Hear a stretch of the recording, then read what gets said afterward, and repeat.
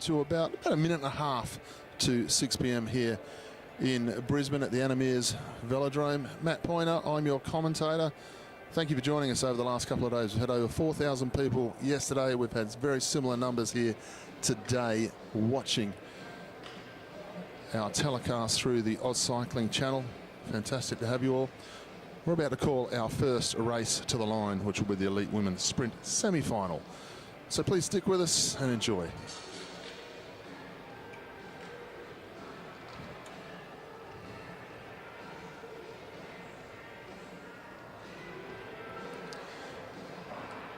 So ladies and gentlemen, we're about to go to 6 p.m. and we welcome our first event out onto the track. This is event 57A. This is the Elite Women's Sprint semi-final. Best of 3 rides. Got to win 2 to go through to the gold medal ride. We've had some great sprinting here today. Not quite as hot in the track centre today as it was yesterday. It was quite stifling throughout the day yesterday here in Brisbane. There's a little bit of rain about on the outside and it's changed the atmosphere inside the track. Please welcome our first rider up onto the track, representing New Zealand. This is the dual Olympic champion, Elise Andrews. And her opponent in this semi-final from Queensland, Sophie Watts.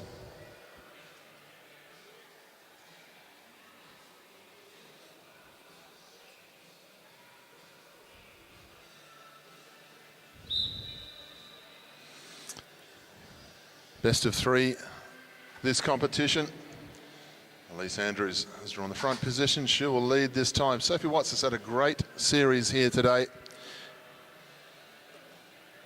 Qualified very nicely this morning. No surprises on the seedings.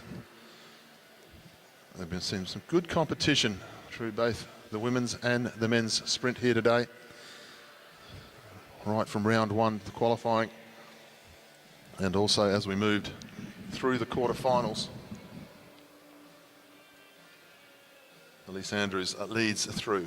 2 laps to go, keeping a good eye on Sophie Watts now. Showing a lot of respect to her opponent here. Obviously Andrews, the more credentialed rider, but this is the Oceania Championships. All of these riders going underneath the 10-second barrier this morning in qualifying. So Elise Andrews not going to take any risk here against Sophie Watts. Sophie Watts improves every year with her sprinting and they hit the back straight. And Sophie Watts has got herself in the slipstream up against the Olympic champion. Good piece of riding here from Watts. It's one thing to get in the slipstream, it's another one to be able to come out of it when you're going up against the dual Olympic champion. Andrews takes ride number 1 in this best of 3 series for the semi-finals.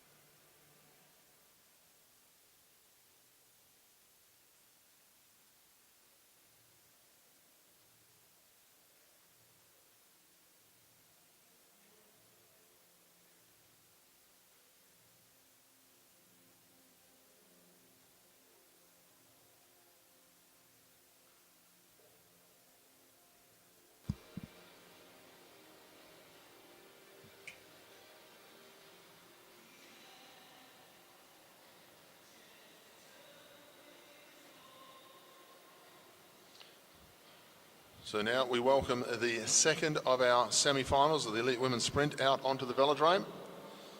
Our second and third fastest qualifiers here today. The top of the track in the light blue colours, rider number 69 is Sian Fulton. And in the Australian colours, please welcome the Australian champion, Alessia McCaig.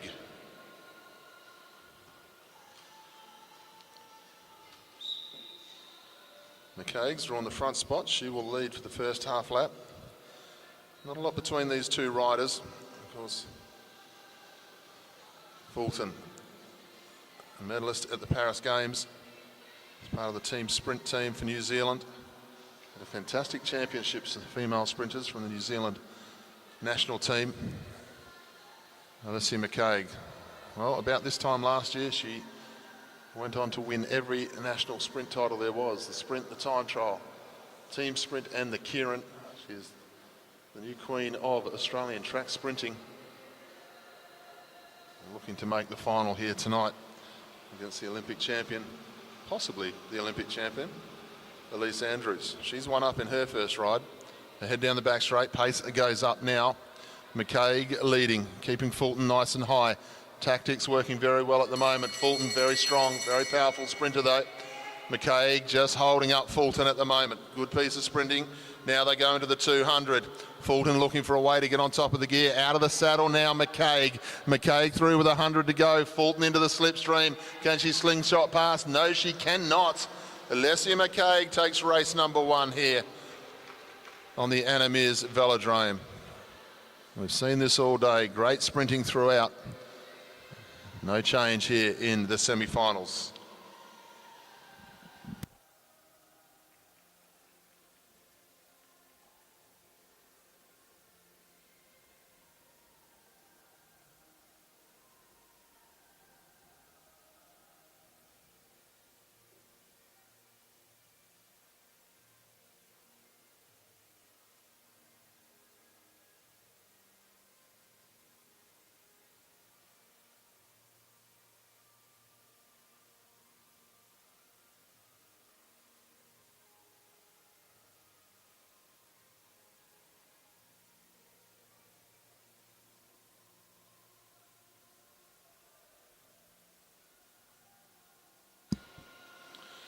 Move on in our sprint semi-finals and we welcome the first ride of our elite men now.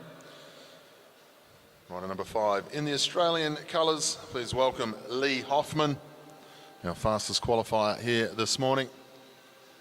And his opponent, South Australian Sports Institute skin suit, rider number 43 is James Brister. Well, we talk about riders holding their seating position after qualifying today. We've seen that in most cases, but James Brister improved his position this morning from qualifying. He was the first rider to go well under the 10-second barrier. He's improved himself from there. I think he qualified about 5th or 6th this morning. Here he is in the final 4. He's drawn front position. He will lead away in the first one. Have to go walking pace, and you can see our commissaire walking with the riders. Brister doing just enough at the moment.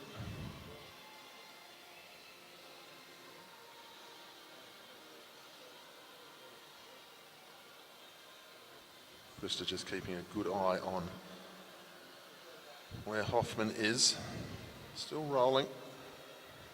They come up to the halfway line in the back straight. These two riders will know each other very well, training in Adelaide, many, many years racing against each other locally.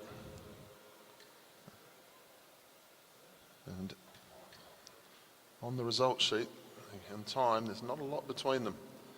But Lee Hoffman stepping up into very much a lead role the last couple of times he's performed. Rode 9.2 seconds in the Paris Olympic Games. Brister now builds pace. We've seen a few riders get caught out by not leading out quick enough. Lap and a half to go. Brister has Hoffman up high. Hoffman just lays off, doesn't worry about going underneath. Now he's going to start to move around Brister. Brister just caught a little bit flat-footed though, and Hoffman gets around and it's got the room to move forward. So Lee Hoffman, this is the power that we've seen here today. Brister thinks better of it. He knows he can't get Hoffman from that position. So Lee Hoffman will take ride number 1. James Brister will know what he's done wrong there in the lead out, and he'll try and rectify that in ride number 2.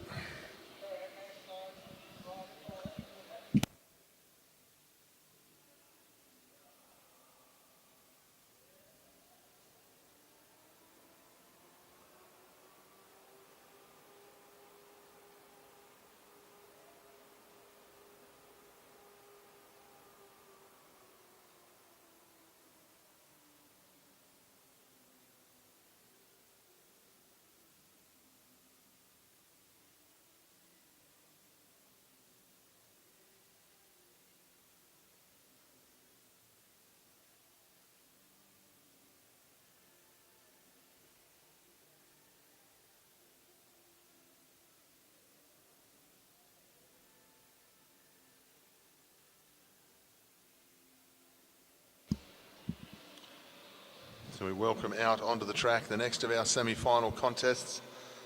First rider to come up onto the boards, rider number 1 in the New South Wales Institute of Sport colours. This is Daniel Barber. In the Australian colours, rider number 3, Tom Cornish. 2 New South Wales riders, 2 South Australians in the first semi. Now 2 New South Welshmen in the second one. Daniel Barber, faster qualifier between the two. So we've got 2 versus 3 here tonight. Tom Cornish. He's put on Tom Cornish performances here today. Very smooth, very strong when he's raced in the one-on-one rides. Nothing out of character, moving beautifully. Daniel Barber, however, we're seeing a different Daniel Barber here so far today. Seeing the Daniel Barber of old. He's definitely moving very nicely here today. Got himself up, qualifying second. So he's come here with some good form for the Oceania Championships. Huge amount of depth in our sprinting ranks just now in Australia. The top 8 was superb here in the Oceania Championships. Really looking forward to the National Championships coming up, because there's 1 or 2 riders who see an opportunity. Barber leads down the straight, back straight. Cornish, though, is a good 1,000-metre time trialist, the former junior world champion in that event. He wants to try and make this a long one. Now Barber, he's been unstoppable from this position, but now he's up against Tom Cornish as they head down the back straight. Cornish not quite into the stride here, and Barber a little bit too strong. Cornish is going to go to the line with him, but Barber just a little bit too strong from the front. Good piece of riding there from Daniel Barber. Just using the strength and the speed that he possesses, and he'll take race number 1. 10 dead is the time as he goes across the line. Tom Cornish, closing speed wouldn't work that time. So back to the tactics book for Tom Cornish and James Brister. They'll get ready for the next semi-final.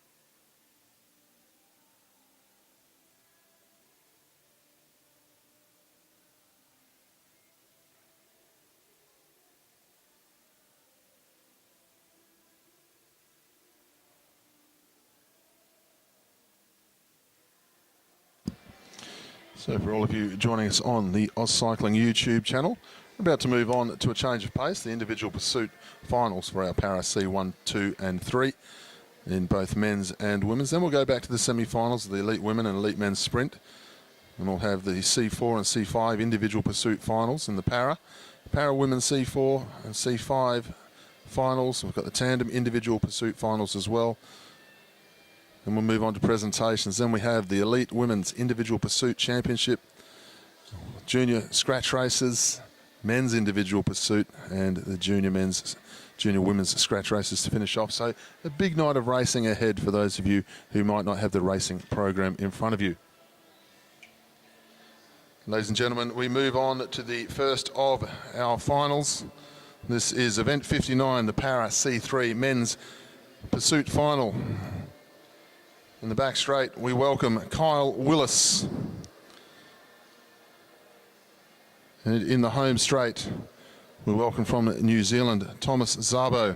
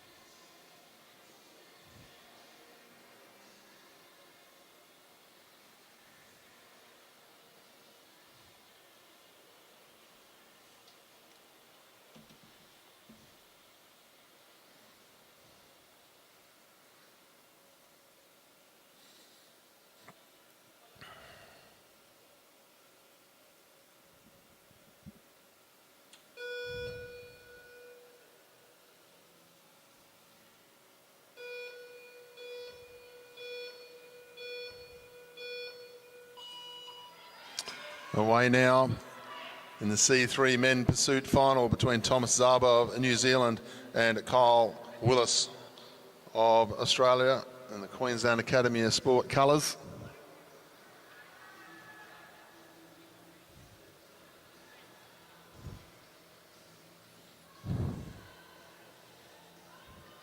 Kyle Willis out to a handy lead into the first half lap there. Straight out final between these two. Gold medal ride. A little bit of noise coming from Kyle's bike there as he went past. I hope that's nothing to worry about. He's very efficient in these individual pursuit races, Kyle Willis. Coming to the home straight now. Moving very nicely. Definitely a little bit of a noise coming from his bike though, and I'm a fair way from the bottom of the track here, from where I commentate from. Just hear a bit of a click. Let's hope that's all okay. Thomas Szabo going through. Points very important for the paracyclist here, the UCI event, Oceania Championships. Willis goes round, still going to ride for a time here by the looks of things. It's all important.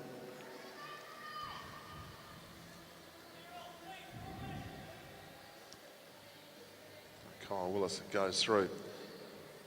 Coaches will be quite happy, just pointing at the line. Still calling him to a schedule. Just trying to get the absolute best, personal best they can now out of Kyle Willis. The gold medal is going to be his. You see the coach in the back straight, just walking the line, pointing to the line, just letting the rider know. Got to chase that pace. Let's get behind the Queenslander in the home straight as he comes through this time. Kyle Willis. No stranger to success on this Anna Meares Velodrome. He's raced at all different levels.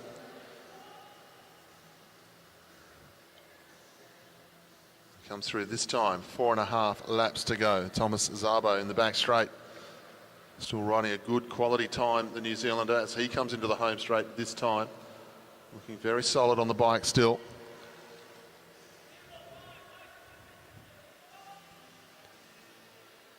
Kyle Willis, 3.5 laps to go for him. The double Campag disc wheels in on the Argon 18 bike. All the equipment on show here at the Oceania Championships. Just been asked for a little bit more from the coach, just falling off the schedule ever so slightly by the looks of things. As coach walks towards the rider, he just starts pointing to the line and saying, that's where it is. Each coach tends to do something a little bit different these days, just to keep everybody guessing. Willis goes through. He's going to have 1.5 laps to go when he comes in the home straight this time, Kyle Willis. Let's get behind him. 1.5 laps to go for the Queensland Academy of Sport rider. Popular rider here in Queensland with the crowd. You'll hear the bell this time. Just been asked for that little bit more in the back straight. I want to finish off with a good time for him. Thomas Szabo goes through. He's got 2 to go here, Thomas. Kyle Willis. 1/2 lap to go now. Finishing off nicely. Going to a gold medal as Oceania champion.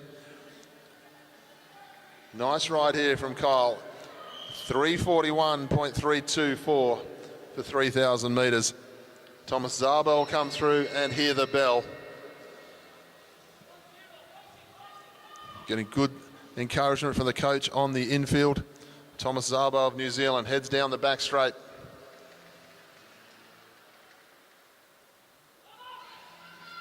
He'll come through the bend this time to finish off. Thomas will finish off this time. All the support, 4:10.627. A PB by the looks of things there for Thomas Szabo, and a good one as well. Well done. Coaching staff very happy there. That was the Para C3 men's pursuit final.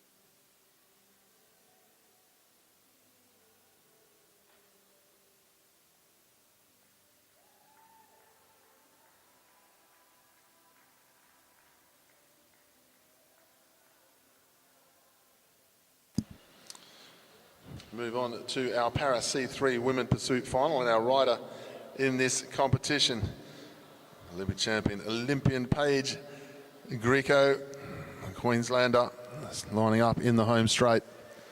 3,000 metres of the track. Going out to set the fastest possible time to be crowned Oceania champion here tonight.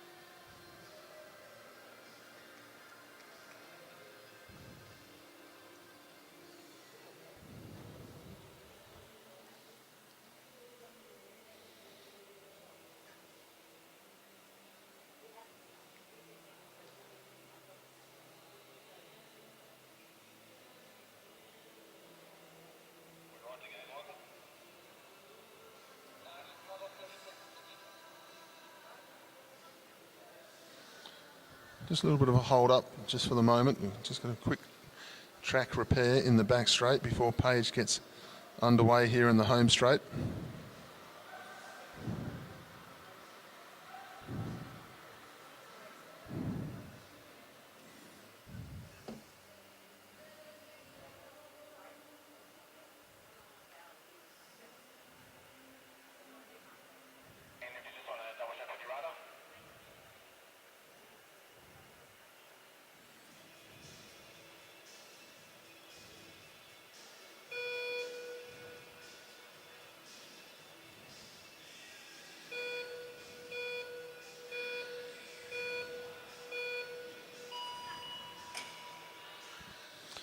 So Paige Greco underway this time for her 3,000 metre individual pursuit here at the Oceania Championships.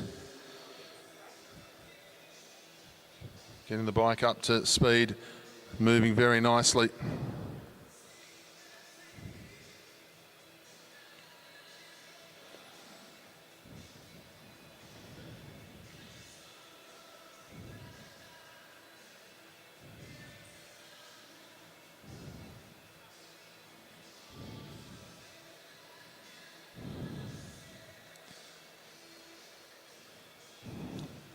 Paige Greco, OAM, Paralympic gold medalist in 2020, world champion 3 times on the track in the pursuit time trial, and also world time trial champion on the Road World Championships, a host of other medals and championships for this rider. One of our best para-athletes that has been produced out of the Cycling Pathways program.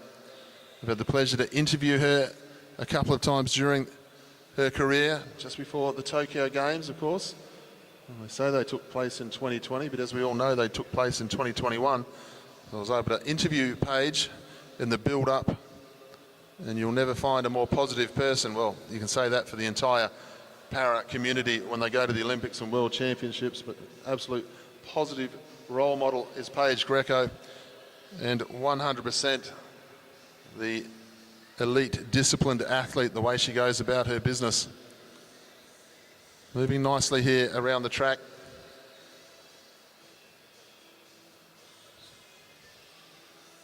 Queensland Academy of Sport, one of their leading riders. So successful. 6 laps to go this time.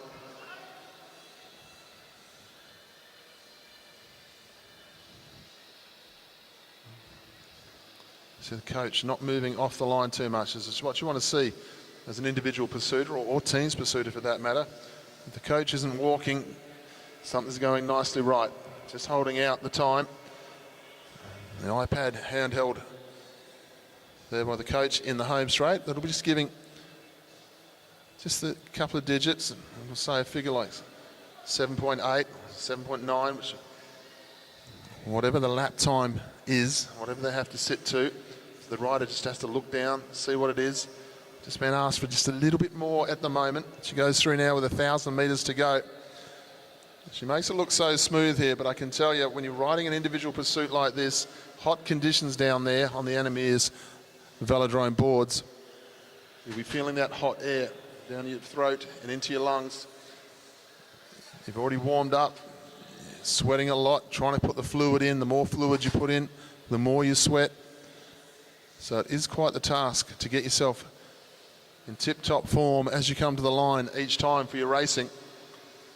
Paige Greco into the home straight this time, moving very nicely. 2 laps to go this time for Paige. Let's get some noise in the back straight this time for Paige Greco as she comes through. 1.5 laps left to go here for Paige.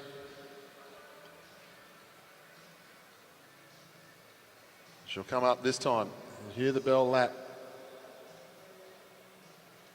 Paralympic champion, world champion multiple times. And moving very nicely indeed as she heads down the back straight.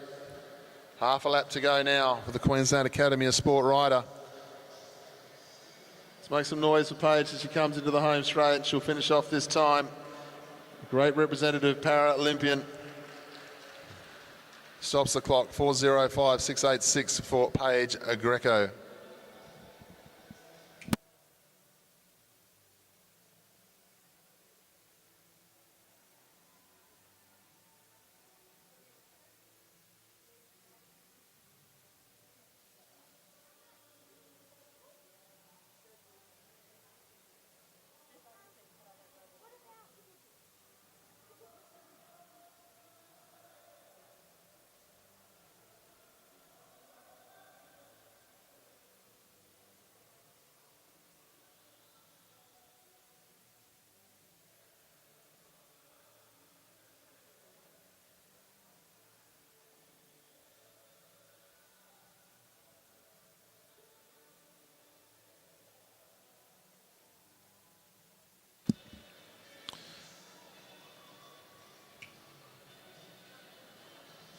So ladies and gentlemen, we move back now to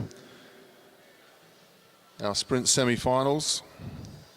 This will be race number 2 of the women's sprint semi-final. We welcome back to the track Sophie Watts, and her opponent is Elise Andrews. Elise Andrews, 1 ride up. Needs to win this one and go straight through to the gold medal ride-off. Sophie Watts did nicely in the first ride. You're thinking of a tactic to be able to try and take care of Elise Andrews.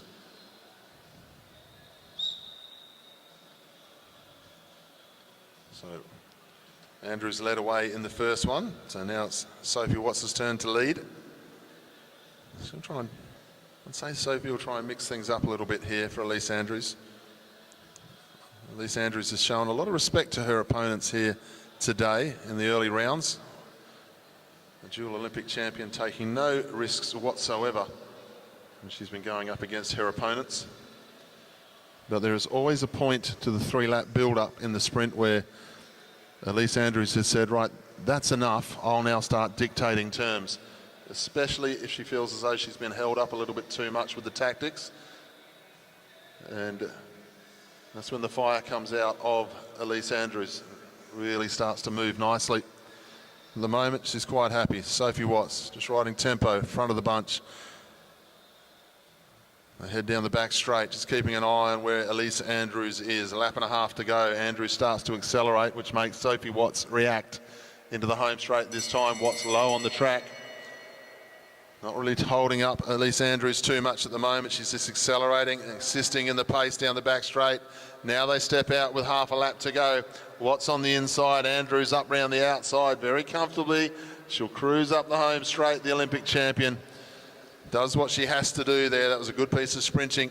Well in control of her effort. Great ride by Sophie Watts. Took her on through the 200. Didn't give up at all. 11.47 going around the outside, if you don't mind, for Elise Andrews, and she will go through to the gold medal final.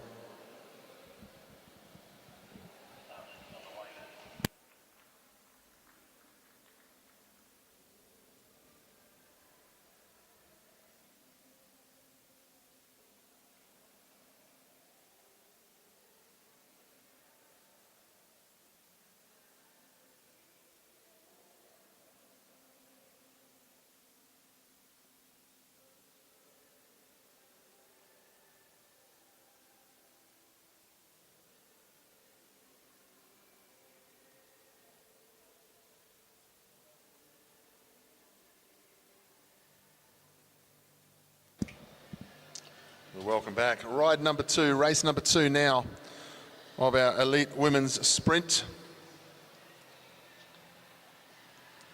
And welcome back in the light blue colours. Sian Fulton of New Zealand and the Australian champion Alessia McCaig. McCaig is one ride up in this best of 3. Took race number 1, so Sian Fulton. We've gone back into the pits, had a word with the coach, try to work out a better way here to try and take on Alessia McCaig. See which one of these riders gets the right to race against Elise Andrews in the final. Meanwhile, Sophie Watts will be on the rollers, just rolling around on the road bike. Just trying to get all the lactic acid out of the legs. She'll be getting ready for a bronze medal ride-off. She'll be finding out whether it's Sian Fulton or Alessia McCaig who she's going to have to take on. For Sophie Watts, she'll be hoping that Sian Fulton can take this one out. Send it to 3. Just weed your opponent out a little bit. They head down the back straight. Fulton leading. McCaig starting to attack. Just trying to build the pace. Good riding by Sian Fulton here. Just holding her up that little bit. McCaig, though, still taunting Sian Fulton, trying to make her go a little bit early. Fulton having none of it. Just riding nicely, keeping McCaig on the hip. Now they head down the back straight. Both riders on top of those big gears. Sian Fulton from the front. Has she got the strength? McCaig so rapid in the finish. McCaig will get up round the outside. Time to perfection. Good sprint between the two. But Alessia McCaig will go through to the final against Elise Andrews. And Sian Fulton will race Sophie Watts for the bronze medal.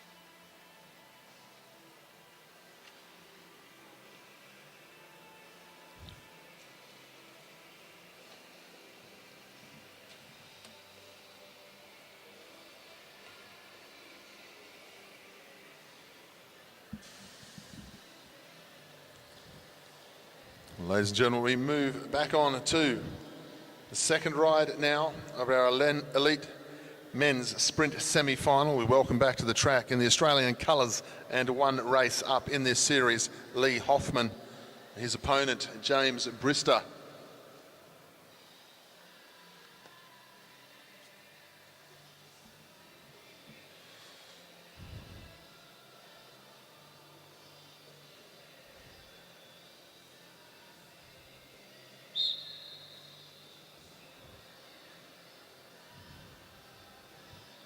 So Hoffman leads the way. Both of these guys haven't put a foot wrong today.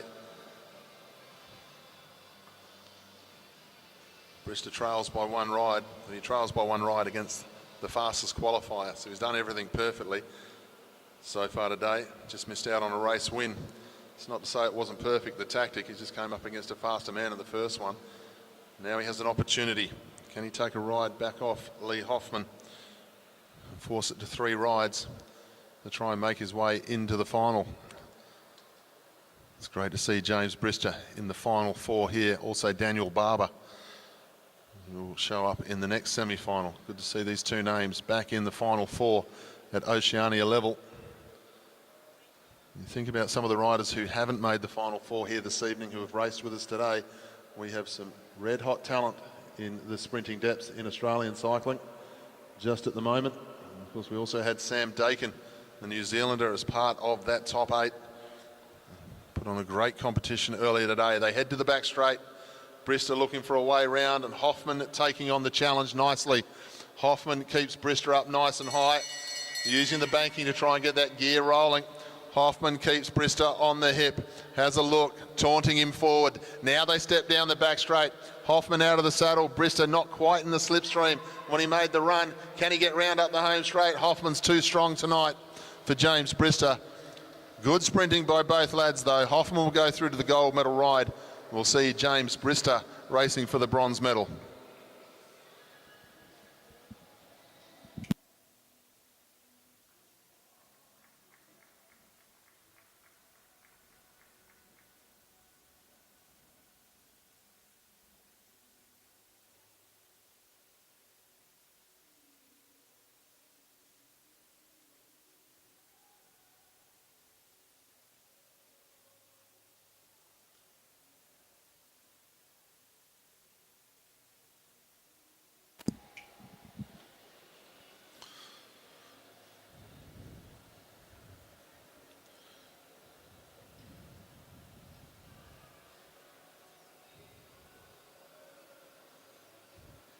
Welcome our next semi-final back onto the track now.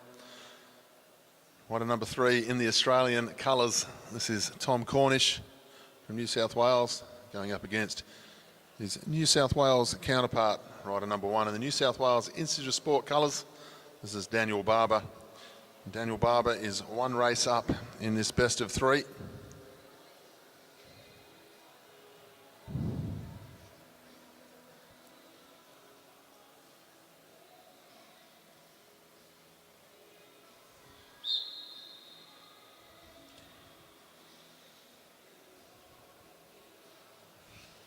Great round of sprinting from both these two riders today. Cornish, fairly normal tactic for him is to try and go from second wheel, use his closing speed in the last 150 metres, which has worked beautifully right up until the first ride this evening against Daniel Barber. He couldn't quite get close enough to Daniel Barber to get in that slipstream and start moving. This time he gets to lead out of the start line. Whether he wants to hold that position or not, he may be thinking, as long as he's closer to the back wheel, he'll be able to use the slingshot effect against Barber. Barber has done no wrong so far today. He's been so strong and so fast once he started moving. I got to see Daniel Barber race some years ago in the Sydney Christmas Carnivals for several years. Such a big, strong sprinter.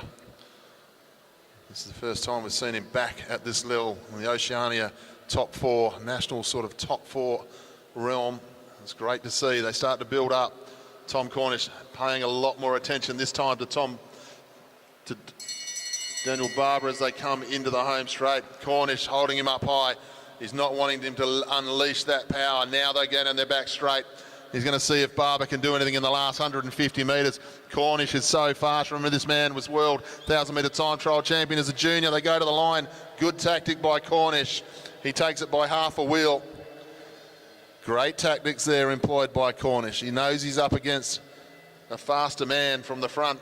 So hold up the pace, make him try and come round, and it's worked that time for Tom Cornish. They've gone through 10.12.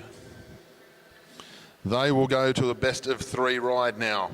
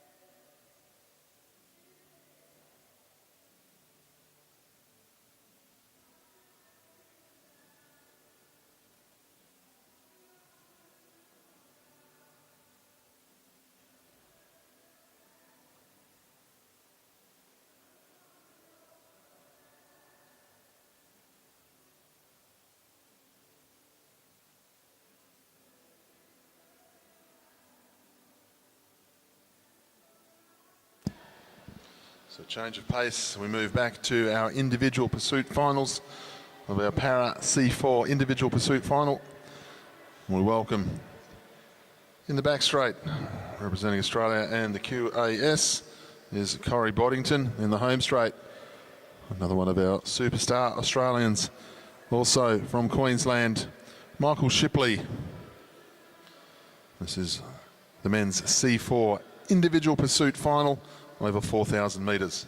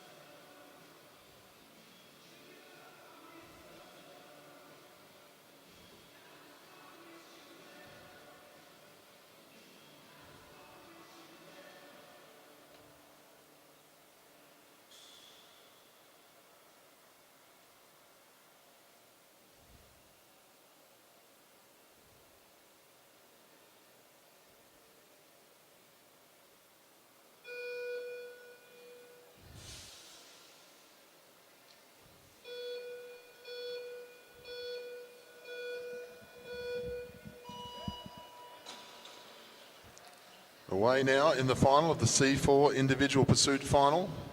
Michael Shipley in the home straight, Corey Boddington in the back straight. We saw Corey Boddington win the scratch race last night. Moving very nicely as he heads down the back straight. Boddington really moving here as he comes up the home straight.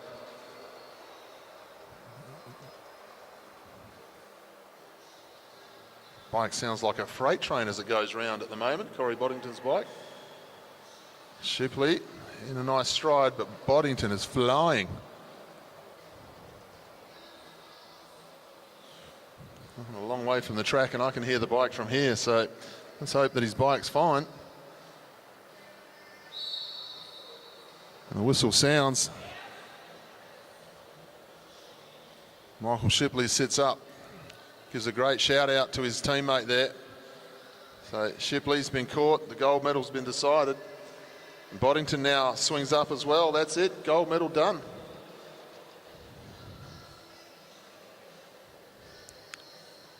Michael Shipley caught by Corey Boddington.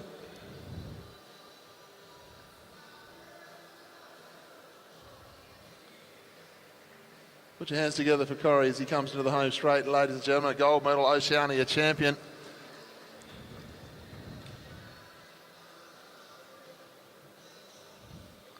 I think the mechanics will be having a look at his bike though. That was quite the noise. If I can hear it up where I'm standing up above the track, that's some noise happening. Put your hands together also for Michael Shipley, another one of our Paralympic athletes, the champion of the Paralympian team over the years.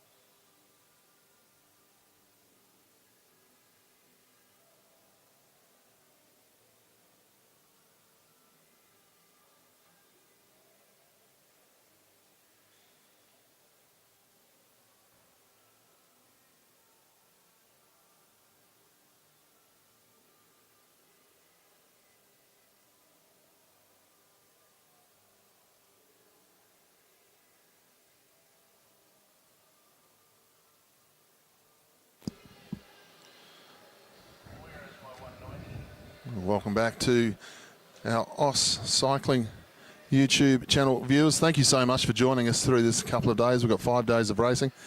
Big shout out from Bear Liang to Darren Dillon. We know you're watching. Hoping you're enjoying the racing here this week.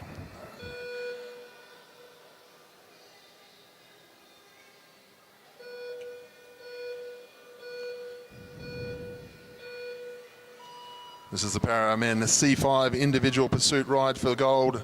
This is Lewin Edwards from New Zealand, as we saw with Paige Greco.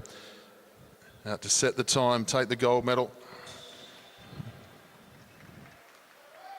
So get behind Lewin as he comes through.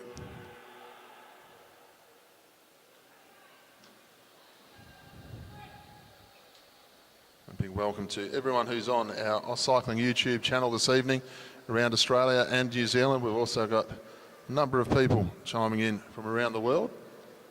If you're chiming in from around the world, let us know which country you're looking from. We'll give it a shout out in our coverage here this evening. We talk about it a lot here, about how the live feed is run. I can guarantee you the live feed, financially supported, equipment supported by Aaron Liang, Bear Liang. But as far as staffing goes, every single mum and dad you can think of who's got a kid racing in Queensland has stood up in this room from time to time to get this vision to your different devices. And we thank them very much, because without them it wouldn't happen. We've had national championships where we've had interstate parents come up and run the cameras as well from as far away as Western Australia, because they want to see their kids racing as much as they can as well. So a fantastic initiative. And that comes from Clubland, which is the only place all of this types of racing start. And go back to the track, and Lewin Edwards setting a nice tempo here. Out to set the personal best time. There are UCI points on the line here for all of these championships.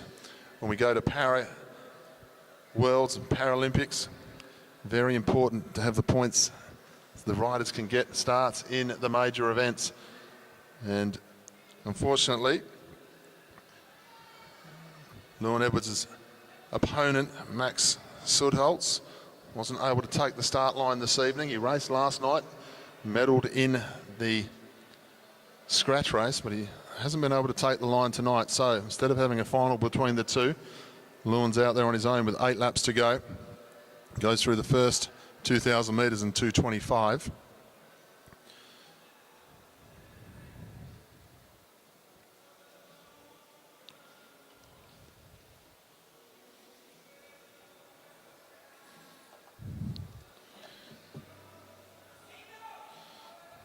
It's a call of even from the coach as he goes through there. So sitting on good tempo. The coach is happy. That's what you want. That's when the coach starts becoming neurotic on the inside of the track and jumping up and down when you're the only one on the track. That's when you know your pace possibly isn't exactly where it needs to be. But so far, Lewin's pace is perfect. As far as the coach is concerned, he's doing everything correctly.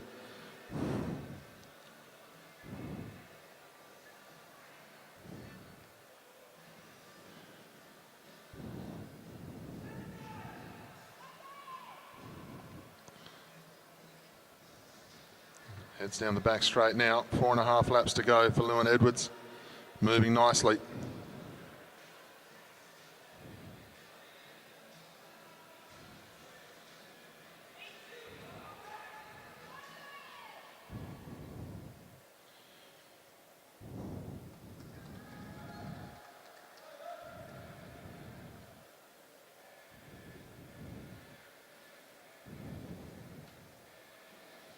Lewin Edwards, winner of this championship back in 2023. He was Oceania champion.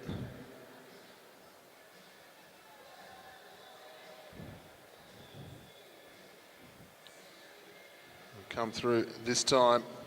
2 laps to go for Edwards, riding on the way to another gold medal here.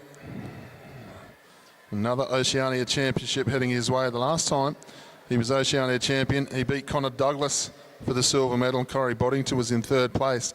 That was back in 2023. Bell sounds at this time for Lewin.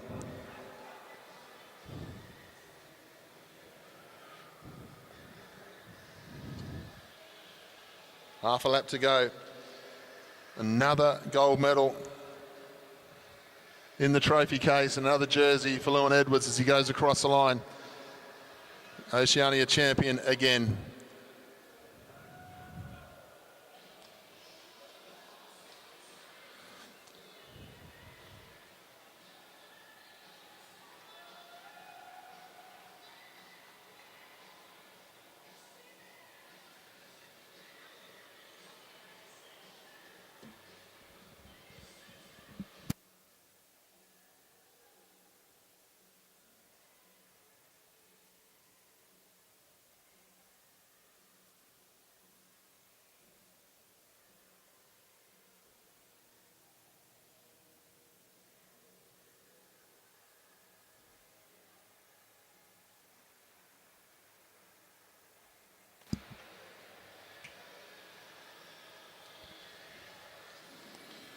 Move on now to event 64A. This is our Para Women C4 individual pursuit final.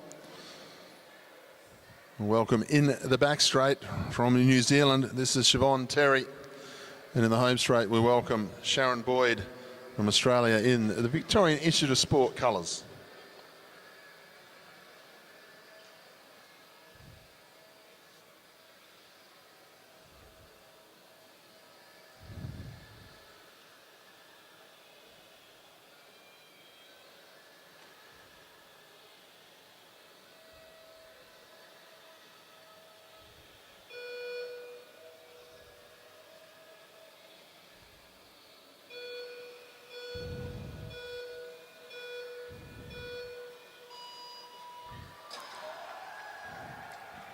Nice start out of the blocks from both riders here. Now, if you were here yesterday, you would have seen the scratch race for these riders. Alana Forster was the one who turned all the screws in the scratch race, but Sharon Boyd and Siobhan Terry, as they were racing against each other as part of that scratch race for the C4 medal. These two really took on each other the entire race. Tactically, it was a very hot day out here yesterday when they were racing. It's warm this evening, no doubt about it, but not quite as stifling as it was here yesterday with the humidity. So Sharon Boyd and Siobhan Terry, they know each other very well. Good competitors, great competitors in the scratch race yesterday. And both riding similar equipment with the Cervelo bikes, double discs in.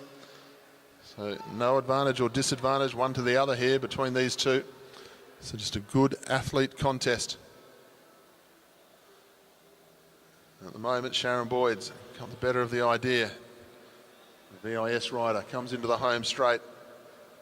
Won't quite have Sharon Boyd in the sight. Sharon Boyd's building up nicely onto the gear.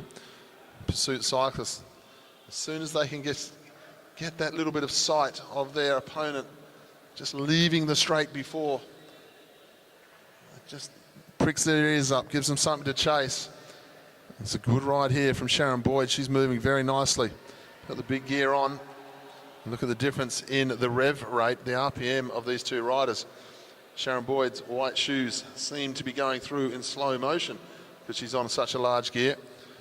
The black shoes just pedaling around a little bit quicker. Just shows the difference of approach for these riders.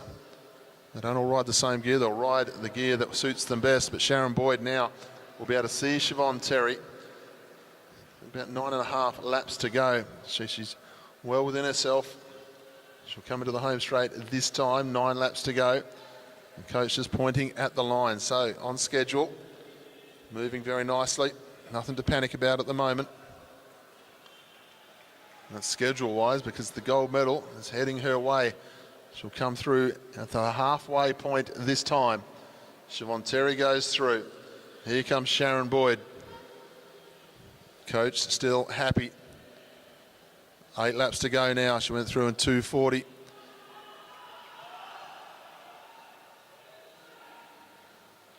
What a great feeling to be in Sharon Boyd's position. She knows the gold medal's going to come her way. She can relax that little bit. She's going to go and catch her opponent as they head towards the back straight.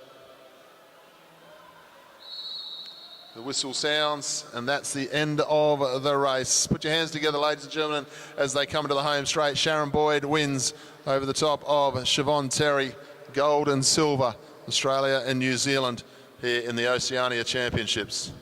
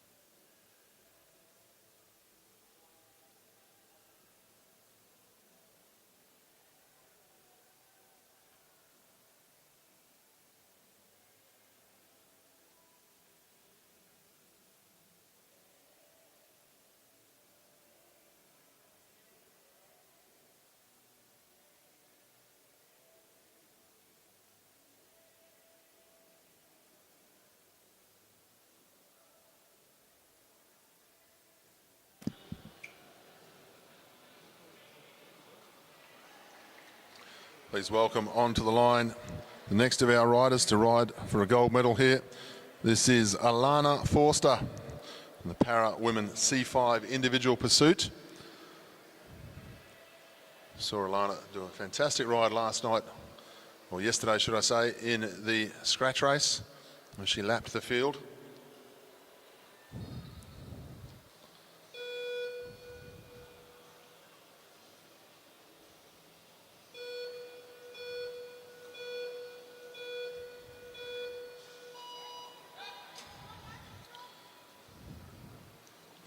Alana Forster underway for her ride now. 4,000 metres for Alana.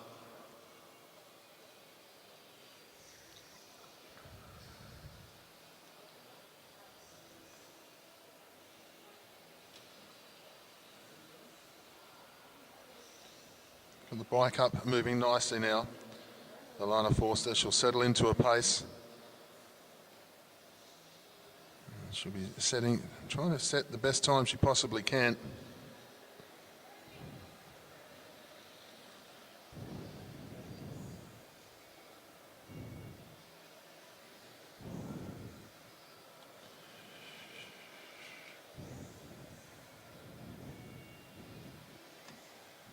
So Alana Forster comes through now. Paralympian in Paris, took the bronze medal in the road time trial. She was track world champion in the scratch race in 2023 in Glasgow. She was also silver medalist in the time trial in Glasgow and won the bronze medal in the 2024 road race in Zurich just last year. So a well-accomplished cyclist on track or road in the para disciplines, Alana Forster. Such a fit athlete as well. Also a commissaire. You see the blue shirts walking around, our national commissaires, Australian commissaires, Alana Forster. Also a commissaire at different events around Australia. One of our commissaires at the Nations Cup in Adelaide last year. She spent her mornings, they were long days, but she spent her mornings going training first before making her way to the velodrome to assist with the competition. So once again, another well-rounded person amongst our cycling community, competing but also giving back as our volunteer staff in our commissaires. All volunteer roles at this level for our people in the blue shirts, and without it, well, quite simply it wouldn't happen because we need them on the side of the track. The same way, if we didn't have our volunteers here today for our live stream, we wouldn't be able to give you the pictures. So I hope you appreciate it at home. I know you do, because we've had thousands of people watching yesterday and today. Really appreciate you looking in. If you're sitting in the grandstands and you know people are missing out on seeing this because they're not in Queensland, please just give them a text message. Let them know that it's on the Oz Cycling YouTube channel. If they are sitting in Queensland, tell them to get in the car and come down to the AMV one day this week. See the racing live. Got some great racing to happen this week. We've got scratch races to come tonight for the juniors, the sprints to finish off, the individual pursuits as well, as we see. Omnium Championship, Madison Championship, Points Race Championships, all to happen this week in all divisions. So there is plenty of racing before we get to the end of play, which is Saturday evening.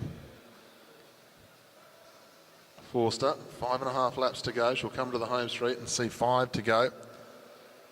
Very smooth on the bike, looking very good indeed.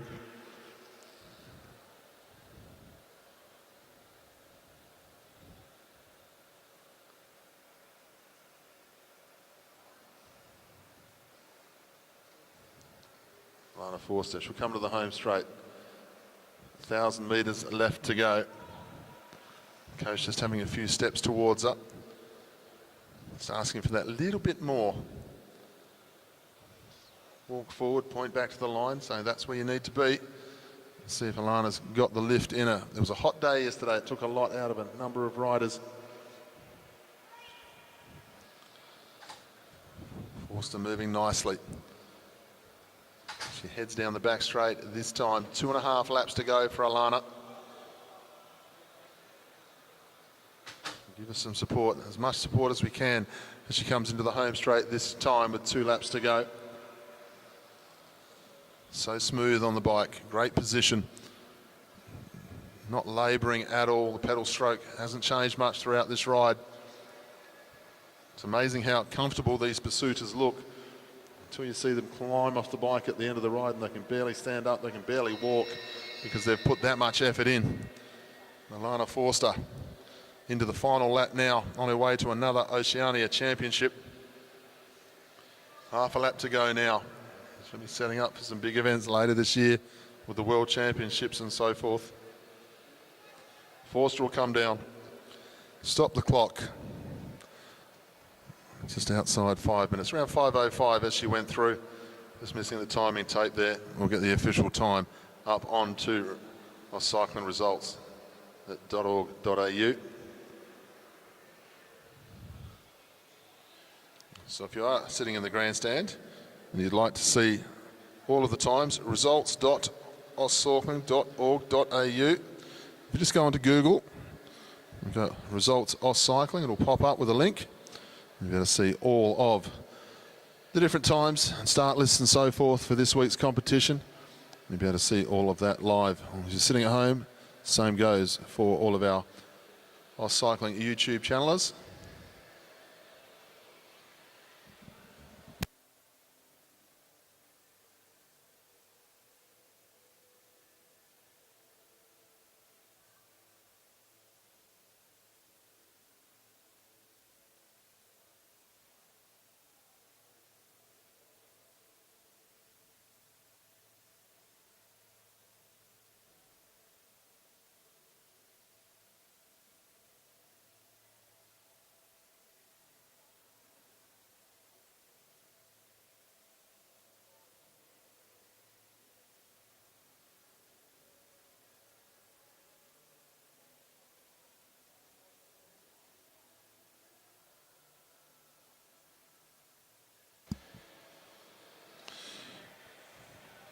Move on now to event 65, the second to last of our individual pursuit finals before we get back to the sprint racing.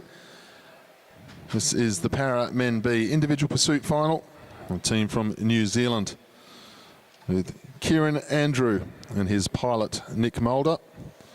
We're lining up for their 16 laps of the track now.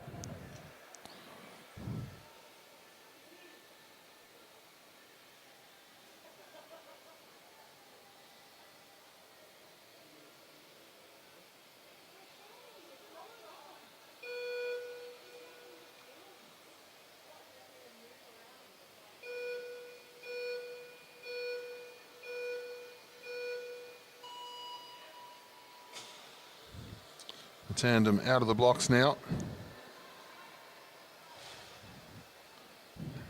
Kieran Mulder, one of our younger riders in the Para Championships.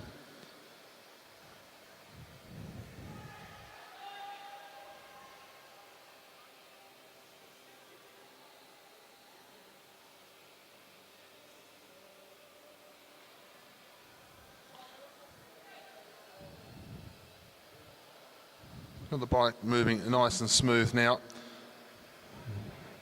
Kieran Mulder, the pilot, and Nick Mulder, sorry, and Kieran Andrew, the rider.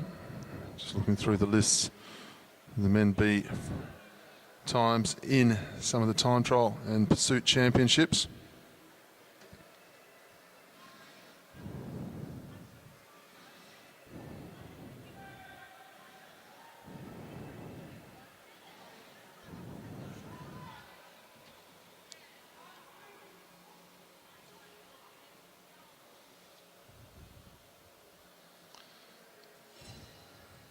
Come through this time for the completion of the first kilometre.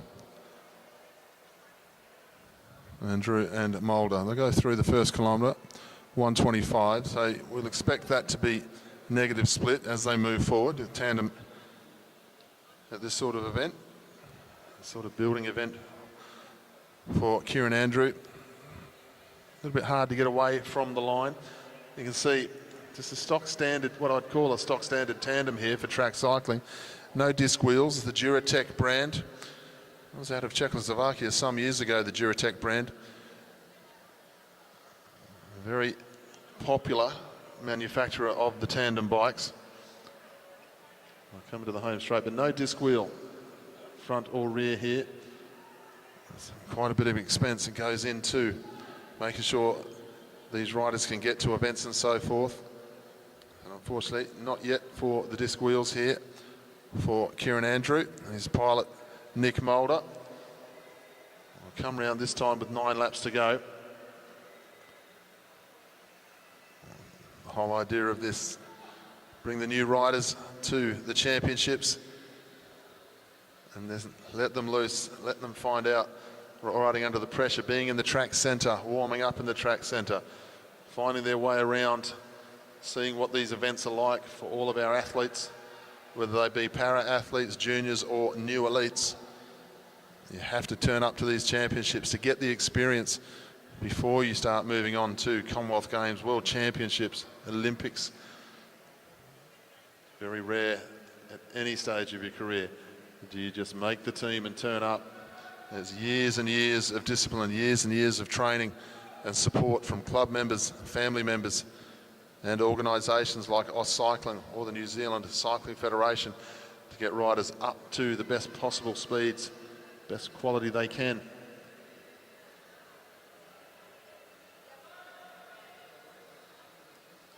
Six laps to go, shown on the board. Kieran Andrew being led by Nick Mulder as they head down the back straight. If you've ever had the opportunity to ride on the back of a tandem, you'll know it can be quite disconcerting not being allowed to control the handlebars. And such courage shown by our para-tandem athletes in the pursuit, in the time trials, especially in the sprint racing. A mountain of courage required to be able to follow and put full faith in the partner who pilots the bike around the track. 1,000 metres to go now for these two. Moving nicely. They won't know themselves when they get the opportunity to put a disc wheel in the back, a 5-spoke in the front one day. It'll come in time. For now, it's about development. It's about getting categorised, scoring points to the UCI to be able to compete at events similar to this and bigger events. 2.5 laps to go for these two riders, Kieran Andrew and Nick Mulder, into the home straight. 2 laps to go now for our team from New Zealand. The Para Men B individual pursuit final. This is for gold. 1.5 laps to go now. Let's try and make some noise for this team as they come through. It is hard work out there, breathing in that hot air as they come into the home straight. 1 lap to go for the team from New Zealand. This is an all-out effort as they head down the back straight.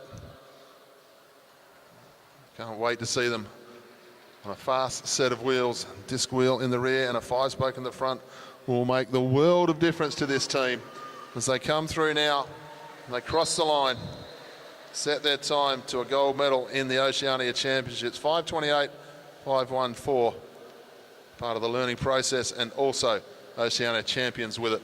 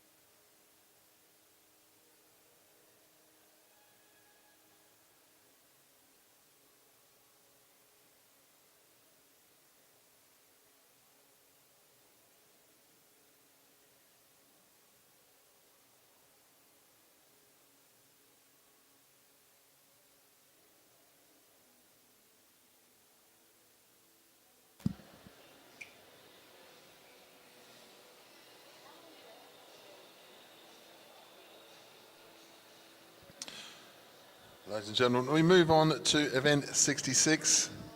This is the Para Women B individual pursuit final. This is the final of our individual pursuits for our para athletes. This will be over 16 laps, 4,000 metres, and we welcome onto the track Right at 191. From New Zealand, this is Unity Collins and her pilot, Amy Furman.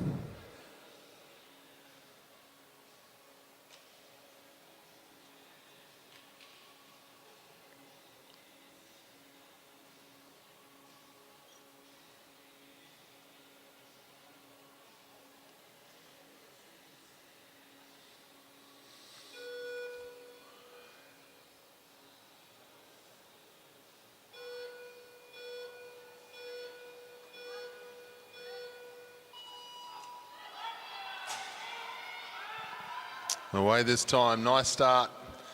It's not the easiest thing to ride out of the saddle on a tandem. Nice start there from Amy and Unity. The rear disc, front 5-spoke. Equipment really does make so much difference in track cycling these days, especially in this type of event. Matching jerseys, matching socks, looking good down the back straight as they get into their stride now. Unity Collins, the rider on the back, being piloted by Amy Furman.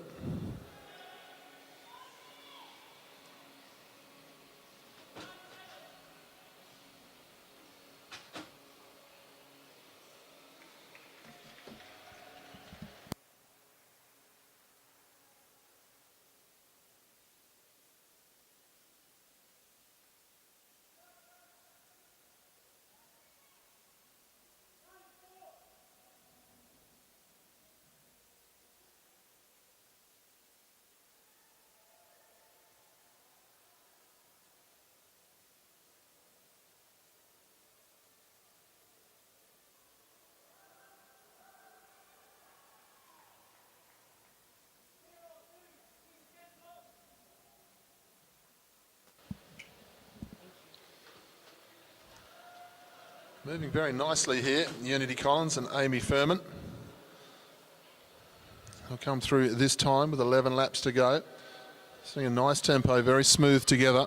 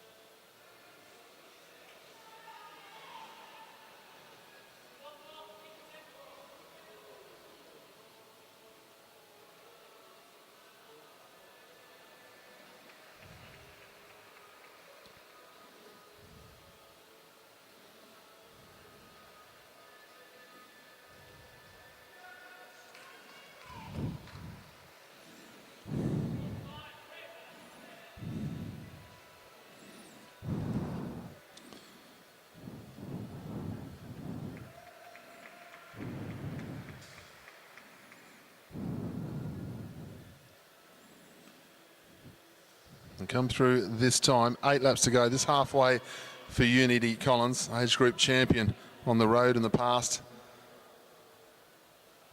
in paracycling, moving nicely.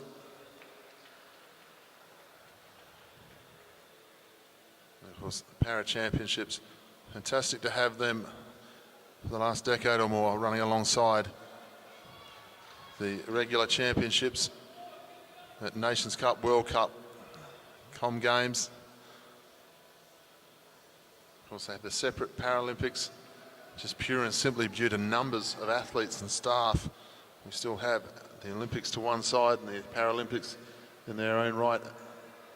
Just so many athletes. You just can't put them all in one place at one time. Such good coverage of the Paralympics in Paris last year. And so successful as well. They head down the back straight. They'll come through this time with 5 laps to go. Unity Collins being piloted by Amy Furman.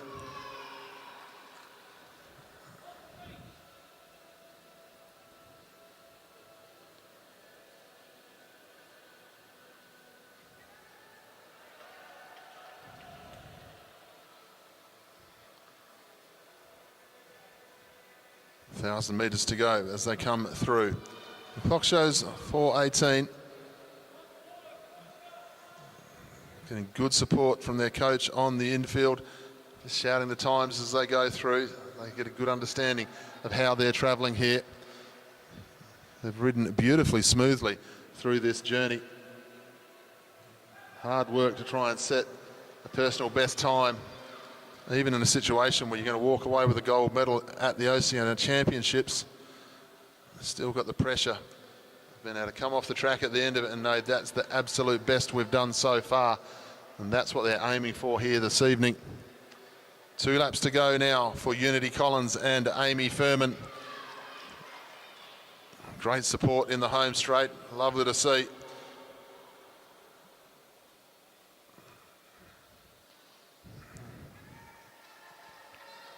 One and a half laps to go now. Unity Collins, Amy Furman, they'll come into the home straight. They'll receive a bell lap this time. Great support in the home straight for these two.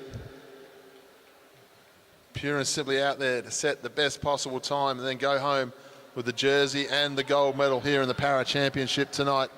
The Anna Meares Velodrome. Collins and Furman cross the line. Coach is happy, you can tell. So a great ride there. It's our para individual pursuits taken care of this evening. And they'll all be back for the presentations very shortly. I ask all of our para athletes on the track centre if you could start making your way over to the ceremony area. If you have all of our para medalists tonight as quickly as you could.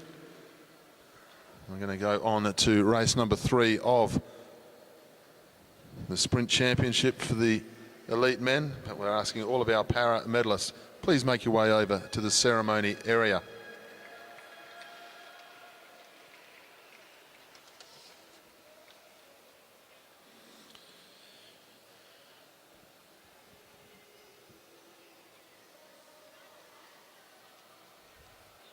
So ladies and gentlemen, we welcome them back onto the track.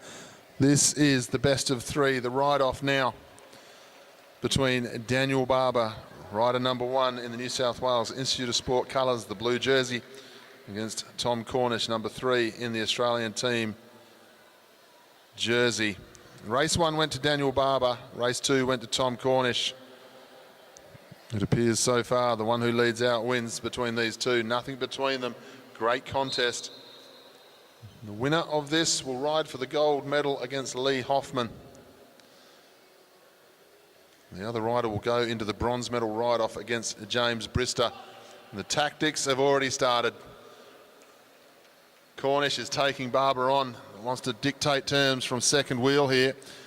His closing speed from second wheel has been fantastic all day, Tom Cornish, but he got caught out in ride number 1, so he led out ride number 2, held up Barber, and Barber wasn't able to get round.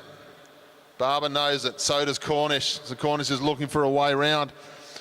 They'll come in with 1 lap to go. This is the fastest sprint 3 laps we've seen here today. Barber is going to hope that he's got enough for Cornish down the back straight. They step out now. Barber up out of the saddle. This time, however, Cornish is in the slipstream. They come into the home straight. Barber leads. Cornish goes to him, but Barber will hang on. Daniel Barber will go through into the final against Lee Hoffman. Tom Cornish will have to come back in the bronze medal ride-off with James Brister.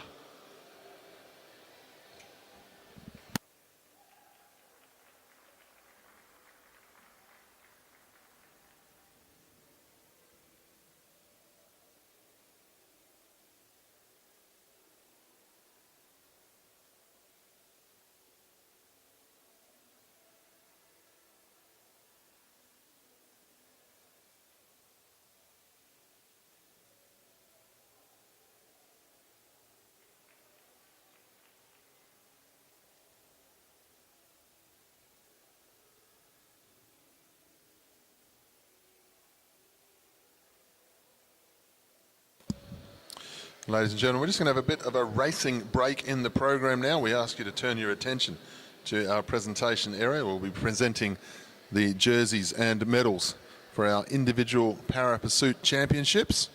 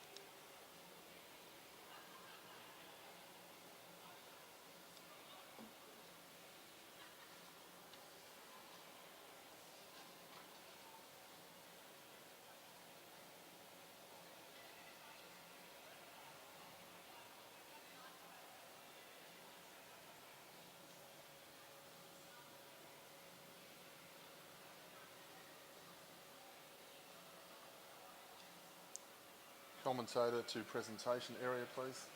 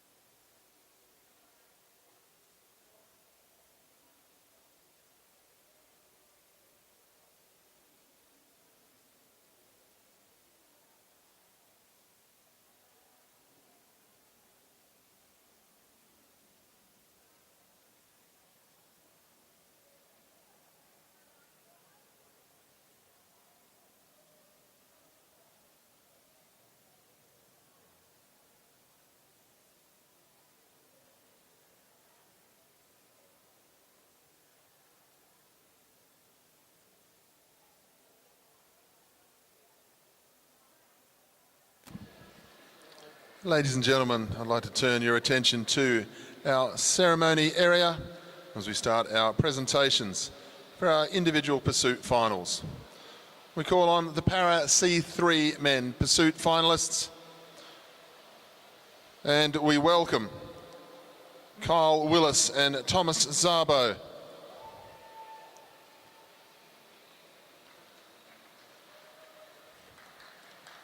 Medals to be presented by Louise Jones. In second place and winner of the silver medal, Thomas Szabo, New Zealand. In first place, winner of the gold medal and Oceania champion, Kyle Willis.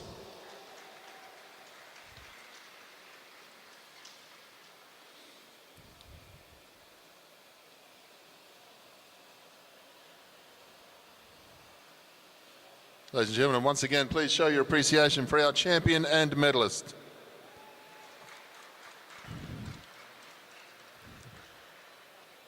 We move on to the Para C3 women's pursuit ceremony. In first place, winner of the gold medal and Oceania champion, Paige Greco.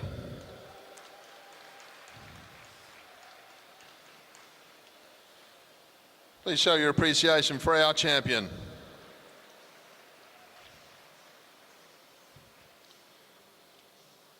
The Para Men C4 individual pursuit ceremony. In second place, winner of the silver medal, Michael Shipley.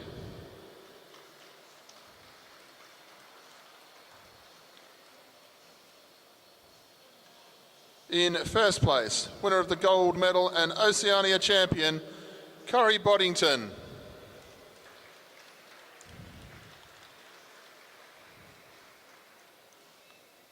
Ladies and gentlemen, please show your appreciation once again for our champion and medalist.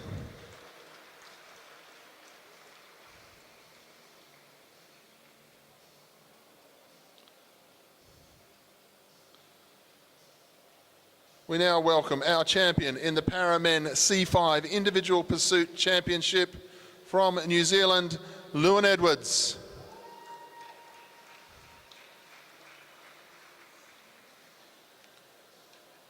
Ladies and gentlemen, please show your appreciation for our champion.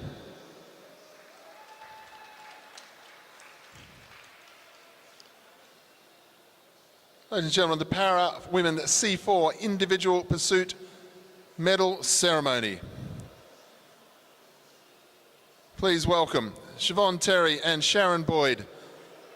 In the silver medal position from New Zealand, Siobhan Terry.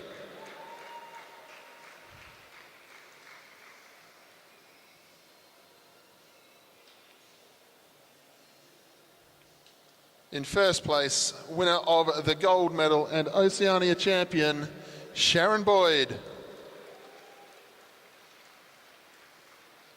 Ladies and gentlemen, please once again show your appreciation for our champion and medalist.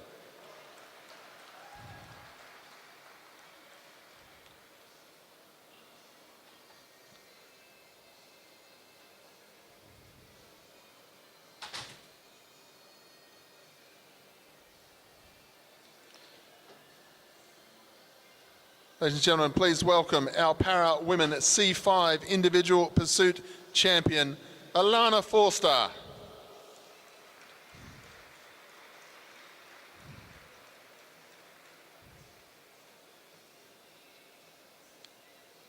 Once again, I ask you to show your appreciation for our Oceania champion.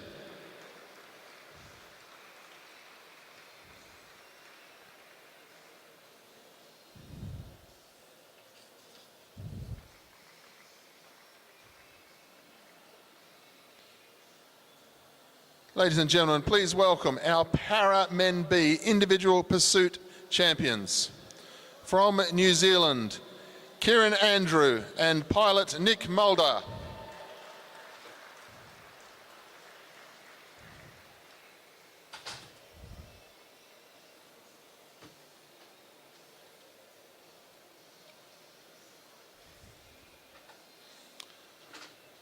Ladies and gentlemen, please once again show your appreciation for our champions.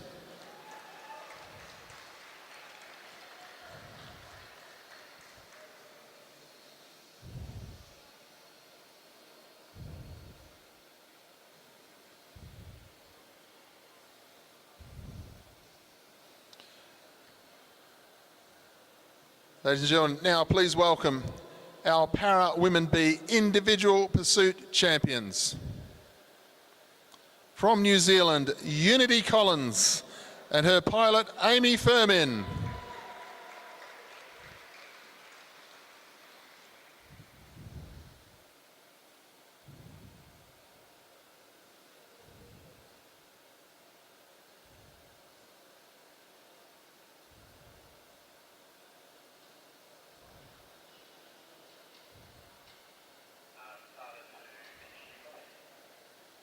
Ladies and gentlemen, please put your hands together for our champions.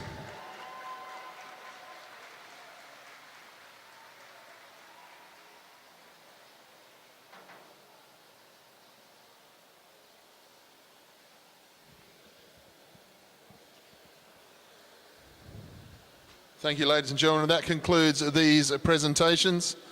We'll be on shortly with our next racing event.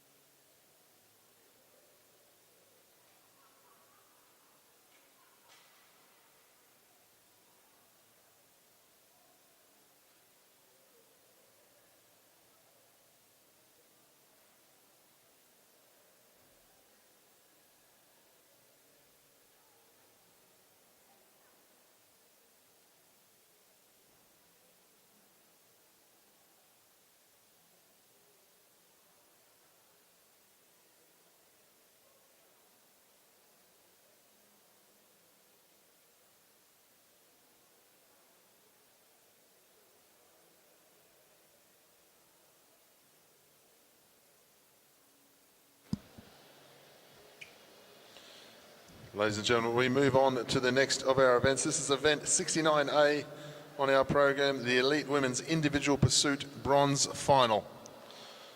We welcome in the back straight, representing New Zealand, this is Samantha Donnelly. In the home straight, representing Australia, please welcome Maeve Plouffe.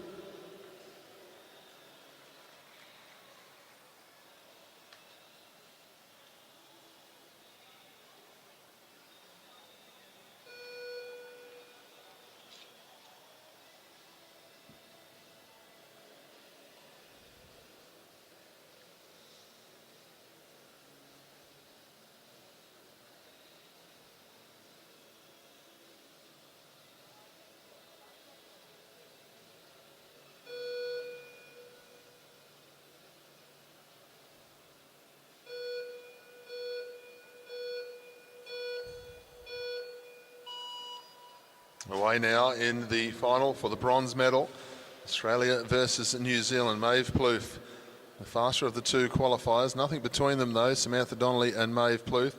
And of course the big difference with the women's individual pursuit, it has gone from 3,000 metres to now 4,000 metres. And we had a world record set here this afternoon. We saw an unofficial world record set at the Belgian Championships just a few weeks ago. But today, we saw that figure lowered by some 11 seconds. And those two riders will be out on the track in the final shortly. Maeve Plouffe versus Samantha Donnelly. Donnelly out to just a little bit of a quicker start here. Maybe that first 500 metres. See one or two of the pursuiters. They'll just take that 4 to 5 laps to really roll in and get on top of their gear. As the It's the 10 or 11 laps after that need to be perfect. We'll see how they're travelling time-wise when they come back to the start-finish straights here. Nothing between the two of them. Donnelly, ever so slightly, no, yes. Donnelly, 113.34. Maeve Plouffe, 113.9. So Donnelly out to a little bit more of a flyer here. So both these riders will be looking to improve on their time that they set here this afternoon already. Donnelly moving very rapidly at the moment, gone out to a good 10 to 15 metre bike length, or metres lead, should I say, not bike length, but metres lead. Maeve Plouffe, one of our strongest individual pursuiters and teams pursuiters, bounced onto the scene back in the World Cup held here in Brisbane back in 2019. It was a different time in our lives, pre-COVID. Everything sort of went hiccup from there for a few years. But now we're well and truly back on after the Paris Olympics and so forth. And Australia and New Zealand have come out very nicely indeed out of that period in all of our lives. 8 laps down this time, and New Zealand lead the way, 2:20 to 2:22. Samantha Donnelly has the edge over the top of Maeve Plouffe just for now. Can Maeve Plouffe reel back in this lead that the New Zealander has gone out to?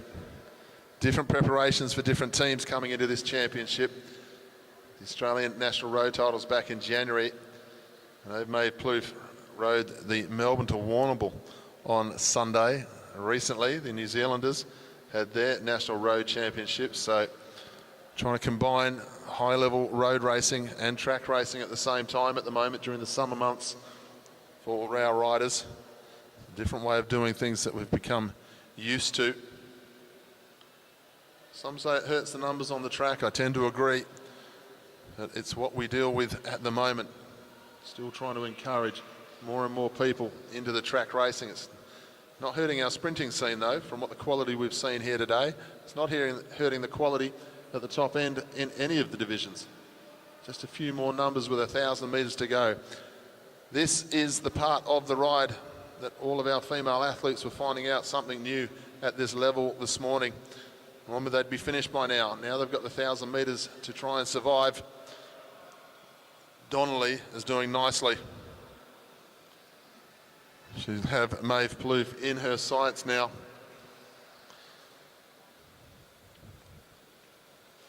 Two laps to go for Donnelly as she goes through the back straight this time. Clock showing 4:02. So it's going nicely. Trying to get herself inside the 4:40 time here if she can. Sitting around 4:40, 4:41 pace maybe at the moment. We'll see how she goes across the line. Bell lap this time for Samantha Donnelly.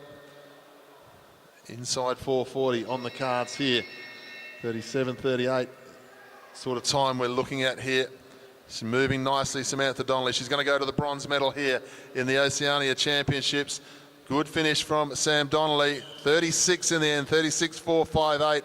Nice ride. Maeve Plouffe will come through and stop the clock at 4:42.943. Samantha Donnelly of New Zealand takes the bronze medal.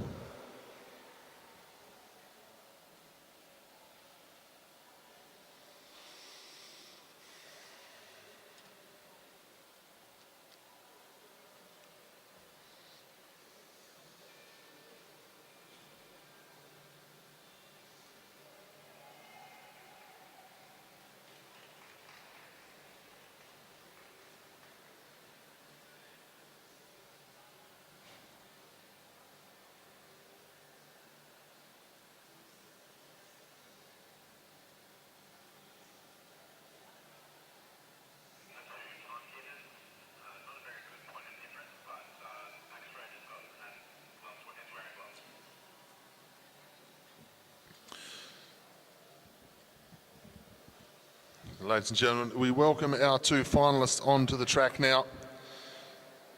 This afternoon, the fastest unofficial ride done in the world over this distance. That went to Emily Shearman with a 4:32.588. Not too long afterwards, her teammate In the home straight, we welcome Brisbane Botha, who set the new world record in this distance of 4:31.446 this afternoon. Only a second between these two riders. This will be a fantastic final between these two.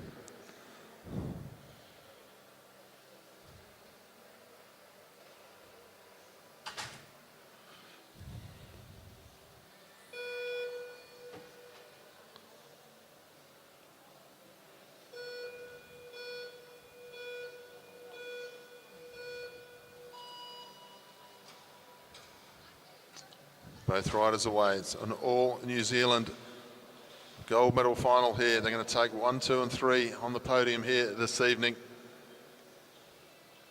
Can they go faster? How much faster can they go? Brisbane Botha has a name in the record books for the rest of her life as a world record holder in this discipline, as she finished the session as the fastest in the world to this point in time. Only a second between the two, Brisbane Botha and Emily Shearman. Now it's about riding against the rider on the other straight. Time doesn't matter, however, we just don't know where we're going to end up with this new distance for the elite women's individual pursuit. You would think that that time is going to continue to fall over the years to come as more experience about the distance for the female athletes is found out.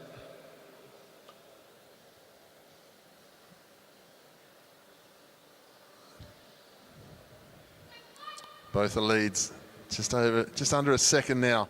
Just over a second is the difference between the two of them this morning. Both looking very, very smooth indeed. And Botha, she's got that 10 to 15 metre gap now. 1.2 seconds the difference between the two.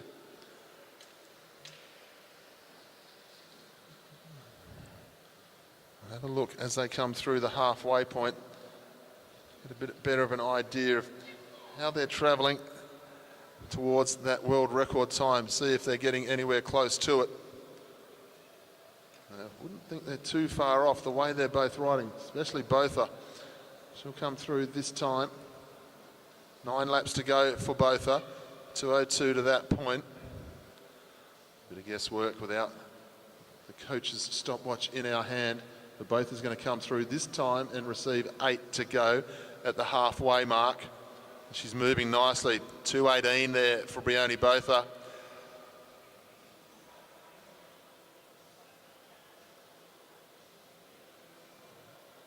So by my reckoning, Brisbane Botha is well and truly setting a pace that's going to take her inside the world record that she's already set here today. Moving very nicely indeed. She's out to nearly 2.5 seconds in front of Emily Shearman now. Brisbane Botha, are we seeing something special happen out on the track here this evening? She'll come through with 6 laps to go now. She's not slowing down at all, Botha, not showing any sign of labouring whatsoever. The shoulders and the head absolutely rock solid as she comes through with 5 to go. Put her on around inside that 3:30. I think we're going to see the 3:30 go here, the 4:30 should I say, the 4:30 go here this evening.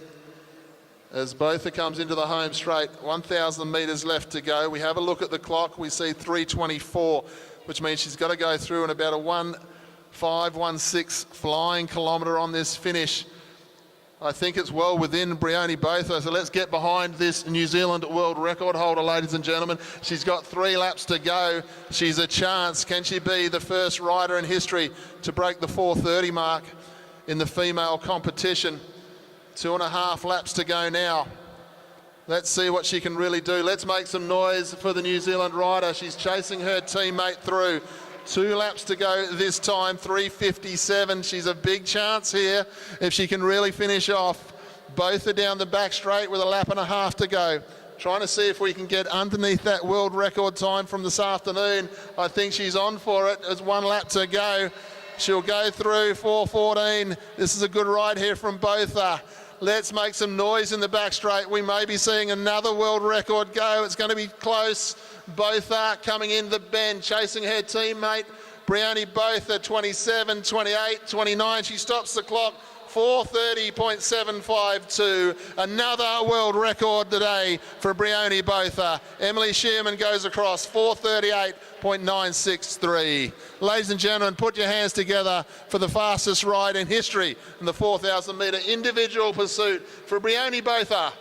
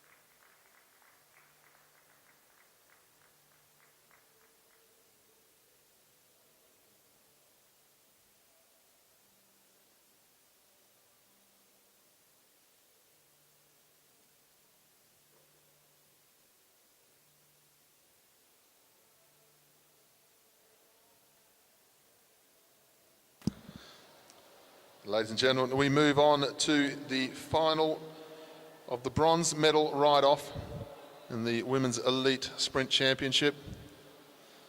Representing Queensland, we have Sophie Watts. Her opponent, Sian Fulton of New Zealand. Best of three competition as Watts will roll away.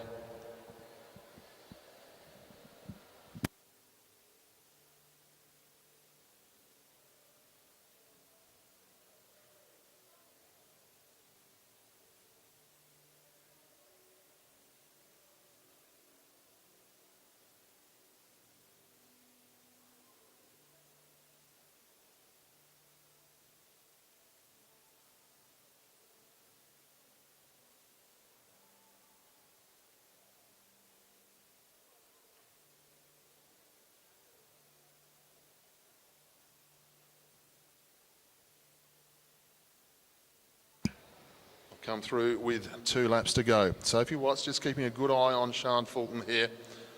Not too much between these two. Sian Fulton the faster qualifier though. Sophie Watts leads at the front. Getting away with the pace she was setting. Sian Fulton moved up the hill. Wasn't prepared to take Sophie Watts on from the front with 1.5 laps to go. Now Watts has a look over the shoulder, still wants to know where Fulton's going. Fulton's waiting for Watts to engage down the back straight, lays off, tries to get a little bit of speed from the banking. She's got some work to do from here though, because Watts has been strong from the front. Sian Fulton, can she get up round the outside? She can't get up that far. Half a wheel to Sophie Watts that time. She takes the first ride in the bronze medal ride. This is the Oceania Championships, remember. This is a big deal here with UCI points attached. So the Queenslander takes ride number 1.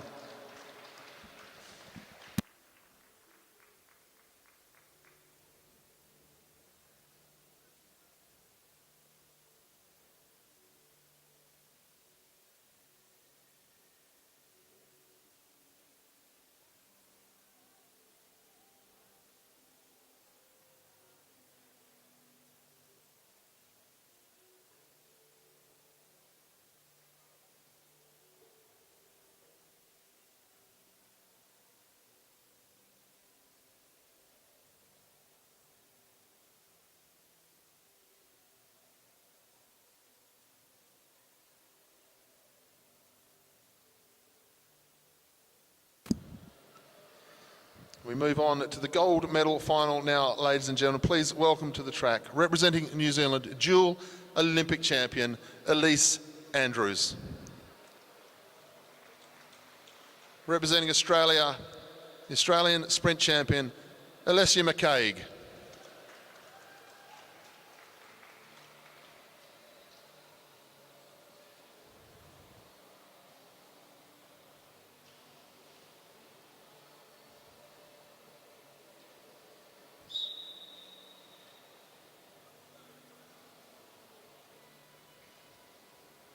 What an occasion here at an Oceania Championships.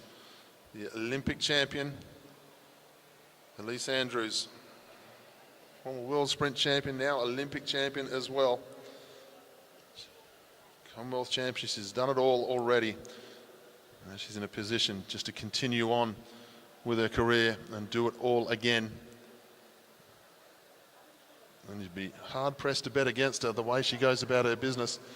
And now Alessia McCaig, junior champion, one of the best juniors we've had in Australia in the sprint competition in the last several years. And last year's national championship, she won every title available to her in the sprint competition. She's a great rough and tumble rider, Alessia McCaig. She comes into the home straight following Elise Andrews. She's up against the Olympic champion, and the Olympic champion hasn't put a foot wrong here today. She has a look over the shoulder. She's shown huge respect to every opponent she's come up against, Elise Andrews, today, and she's saying that same respect here in the final to Alessia McCaig. McCaig can get up to the hip. She can't get round the Olympic champion. That's a good ride from both. Elise Andrews controlled everything, 11-2-1. So hard to get round the quality of Elise Andrews there. The New Zealander goes up one ride in this best of three.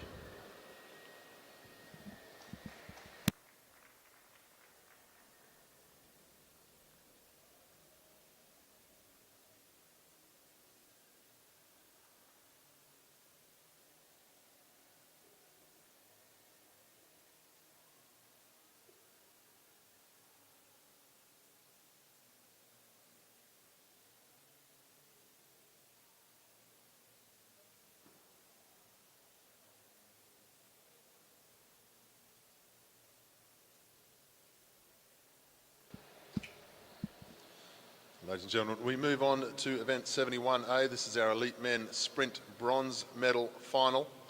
This will be race number 1. Welcome our first rider up onto the boards in the Australian cycling team kit. Rider number 3 is Tom Cornish. His opponent in the South Australian Sports Institute colours is James Brister.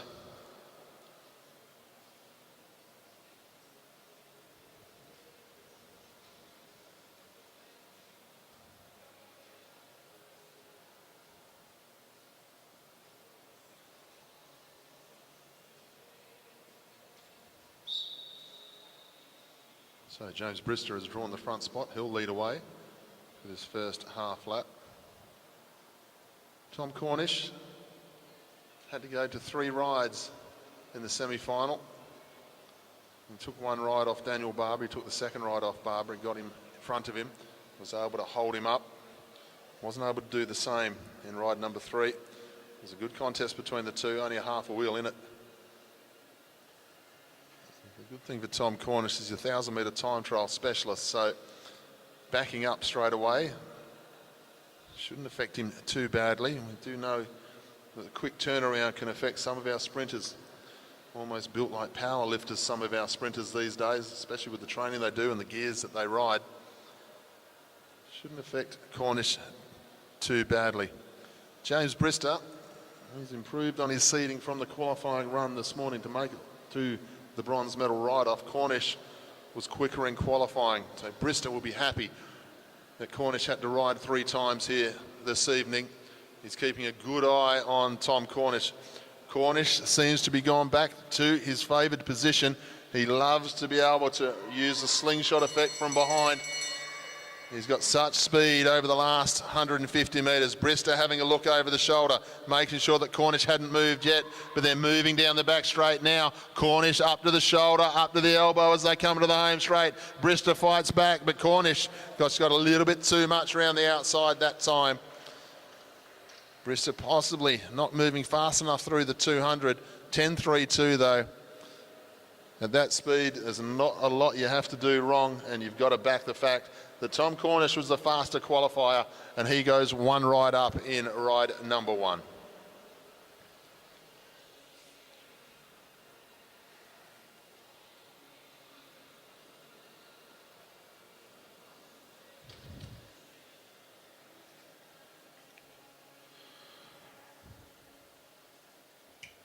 So to all of our Oz Cycling YouTube viewers. Moving on to the gold medal ride-off.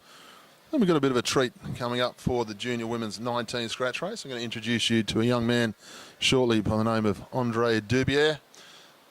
A young man who's starting out in commentary, and he's been doing some National Junior Track Series stuff down in Sydney.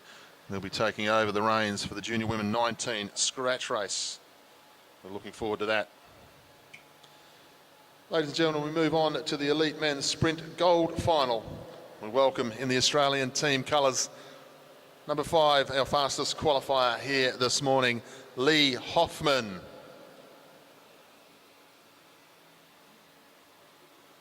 And his opponent from the New South Wales Institute of Sport, our second fastest qualifier this morning.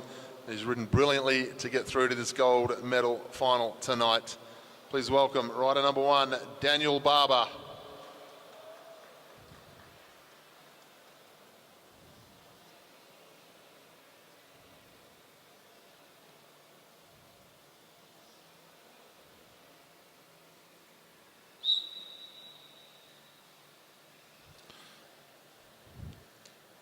Barber draws the front spot. He'll lead away. Best of 3.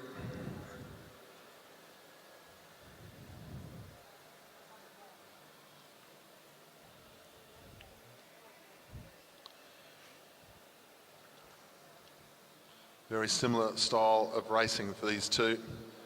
Big, powerful, strong men. Doesn't matter whether it's a short sprint or a long sprint, they're both very, very capable. Lee Hoffman regarded as the best first lap starter in the world in the team sprint. And he's developed that speed beautifully in the match race sprinting, qualifying in 9.2 seconds at the Olympic Games last year, which is a superb ride. They go down the back straight. Barber having a look under the shoulder. Gets out of jail that time because Hoffman decided to go high. Hoffman trying to dictate turns from second wheel. Barber goes from the front, has a look over the shoulder. They go into the 200. There's some speed on here from Barber at the front. Hoffman's got some work to do. Barber from the front. Hoffman can't get in the slipstream. Have a look at Danny Barber. Race number 1 to the New South Welshman.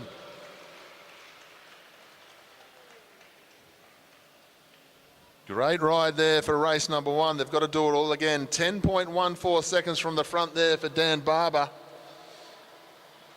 They'll have some time to recover though, because we're moving into one of our scratch races as next event. We'll have the junior women 19 scratch race, and then we'll have individual pursuit finals for the men and presentations. So there's plenty of time to recover for these sprinters before they come out for ride number 2. So a big day of sprinting for these two. Barber should take some real confidence from that. That was done perfectly.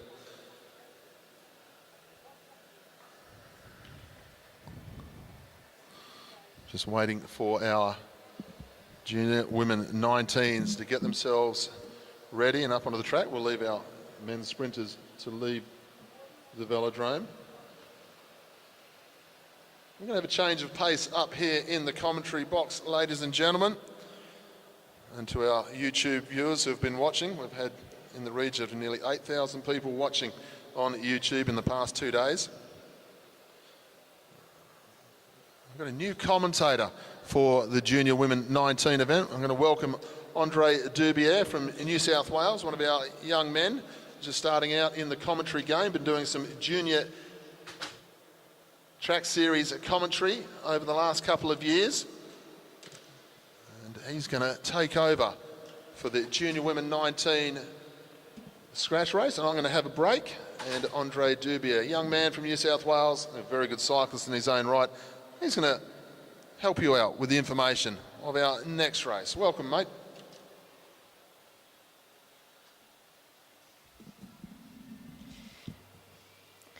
Thank you very much for having me here. We've got the under-19 women for 30 laps in the Oceania Scratch Race. A very quality field here. We saw a lot of these riders earlier on today in the Elimination Championships, and what a fantastic race that was. I'm sure we're going to see much of the same exciting, fast-paced racing here from our under-19 women. We have our Oceania champion from that elimination, backing up again, Anna Sanders. She rode an incredible elimination race earlier today. She went on the attack early on, something we don't usually see in an elimination. She made the split and held off the chasing field for the remainder of the race. So she is one of the riders in form, coming off a very successful Perth National Championships on the road. So she is coming into this Oceania Scratch Race as one of the hot favourites, but you can certainly not discount any of the other competition here. We've seen great racing from them so far in this Oceania Championships, and this 30-lap Scratch Race is going to be much of the same.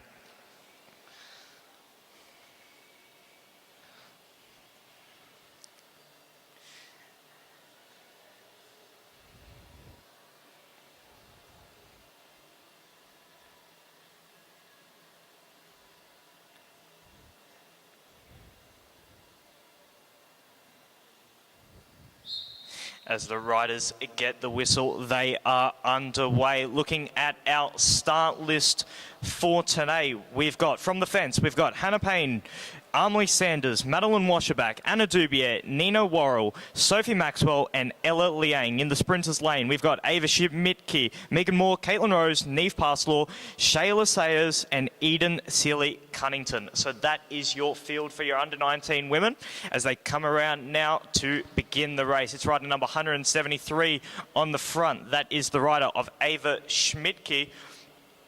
Ava very strong in the individual pursuit yesterday. She rode an incredible time, so she will be one of the riders to watch here in our Scratch Race Championships.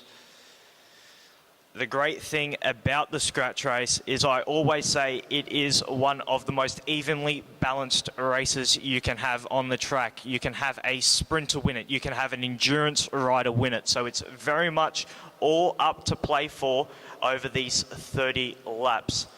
When we talk about the sprinters, you can't look past Ella Liang, one of the hometown heroes. She is very, very fast when it comes down to a sprint. So she will be one to watch in the final laps. Starting off in the first couple laps, the pace relatively controlled. You can see the riders here pulling turns through, each spending about 5 to 10 pedals on the front before pulling up the track. They are in single file, which indicates that the pace is strong. It's certainly not slow to begin this race, so they're all working well together. It'll be interesting to see if we have any early moves, any early attacks. Looking at the rider of Anna Sanders, remember back to her elimination race this morning, she was the one that took the race on.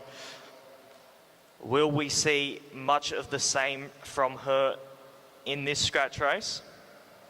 And what will the other riders do about it as well? We've also got Caitlin Rose here from New South Wales. She was third in the elimination this morning. Also here, Sophie Maxwell. She rode an incredible elimination as well. So a very evenly balanced field here in the under-19 women's. We also have there the rider from the New South Wales Institute of Sport. That's Anna Dubier. She's the national road race champion in the under-19 women. She was fourth in the elimination this morning. One rider to watch as well. And Ella Liang certainly thinks so as well. She is following Anna's will. She has been doing for the first 7 or so laps. And Anna looking to get onto the wheel of Anna Sanders there. A little bit of movement towards the back of the field. Everyone seems to want Anna's wheel, and for good reason as well. She's definitely one of the strong favourites coming in to this race. The pace very much still on as they approach 21 laps to go yet. No attacks as of yet. All riders seeming to cooperate well so far, pulling off those 30, 40 metre turns. But a lot of jostling for position we can see towards the back of the field there. A lot of the riders looking to see what wheel they can lock in on. As we see the rider of Armley Sanders again towards the front in the ARA kit. Again, their teammate, Megan Moore, another very strong rider as well in her own right. She's got the ARA kit on as well, on the red bike, as she pulls up towards the track. Ella Liang follows as well. So right now, as we approach the halfway point in a couple of laps, no major attacks as of yet, but certainly the pace hasn't been slow at all. We see the riders towards the front now. That was Caitlin Rose there pulling off a turn on the front. Anna Dubier, Armley Sanders, they're at the back. They're following each other's wheels. It seems to be a very tactical race so far. That's 175 there. That was Hannah Payne. She did a double swing there, so she really wants to lock onto that wheel. I believe it was the wheel of Ella Liang that she followed up the track.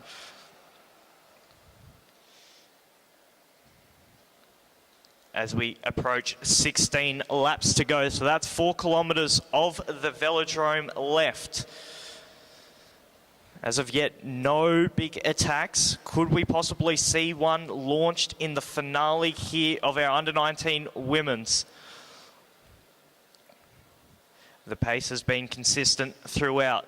That would suit the rider of Ella Liang. She looks comfortable as she pulls off from the front at the moment. And we have Armley Sanders again at the front.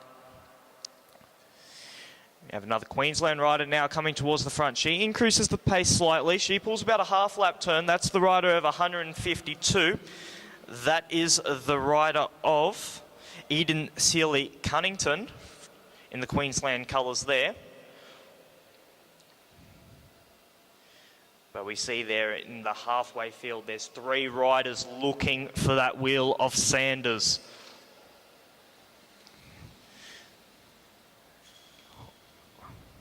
A lot of these riders, very, very, not only fast riders, but also very tactically smart riders. They saw what Sanders did in the elimination race. A very, very strong ride indeed, and they don't want to make that same mistake again. So they're going to be marking her. They know what a danger she is. She won the time trial at Nationals as well. She won the individual pursuit yesterday as well. So that is certainly a rider you cannot let get off the front. They made the mistake in the elimination. They certainly want to be following that wheel again now, but we see Armley straight towards the top of the track. A lot of these riders following her wheel once again. They're going to swing around now. They've got 10 laps to go. We've got rider number 158. That's Sophie Maxwell. She had a brilliant elimination race. Really strong. She rode that race from the front like you want to do in an elimination. And she earned herself a medal there. What can she do in this scratch race championships? We've got Anna Dubier now on the front. Megan Moore following her. Ella Liang in behind. Less than 10 laps to go now in the under-19 women's. I just feel like we're going to be set for a very, very fast finale here. All the riders still together, so this is going to be a very, very interesting final 2 kilometres. 8 laps to go. The pace slightly increasing, but no one really wants to follow through with the pace. Anna Dubier again towards the front. Caitlin Rose on her wheel. Armley Sanders right up there as well. Rider number 152, that's Eden Sealy Cunnington. She pulls the short turn. She looks for Armley's wheel. Anna Dubier, Armley Sanders, Caitlin Rose, all sort of foxing each other towards the back of the field there. Each wanting to follow the other's wheel. That doesn't work when everyone has the same idea. But we've got 6 laps to go, and now the pace is still on. It's been this pace now for the past 25 laps. What will we see in this finale? 5 laps to go. Anna Dubier on the front. Caitlin Rose follows. Armley Sanders there again. Ella Liang, all present towards the front. They're going to come around now with 4 laps to go. It's 1 kilometre, 1,000 metres. As we now see attack here. This is the Queensland rider, 152, Eden Sealy-Cunnington. She's not waiting around for the final 2. She's launched it. She's got 3.5 laps to go. She's got about 20 metres on the field. They are responding now. She's going to come around. She's got 3 laps to go, about 30 metres. The chase is on, but she's still got that gap. It's going to be 2.5 now. The pace is still on in the chasing field behind. She's dangling out the front. The crowd is getting behind her now. She's got 500 metres to go. It's looking like it's going to be wound up now. That's a rider number 173, Ava Schmidtke. She's launching it from the peloton behind. 1.5 laps to go. This is going to be fast. Ava Schmidtke's on the front. They receive the bell now. Armley's coming around the outside. That is Armley Sanders. She's launching around the outside, but Ava Schmidtke's still got it on the end. It's one of our New Zealand riders is coming around the outside. Armley Sanders has got the blue line. Does she have enough of a roll to come around now? Oh, it's close on the line. We're going to have to go to the photo there. I cannot tell you, even standing here in the commentary box, I cannot tell you who's got that. It was a very close race there. Armley Sanders right up towards it.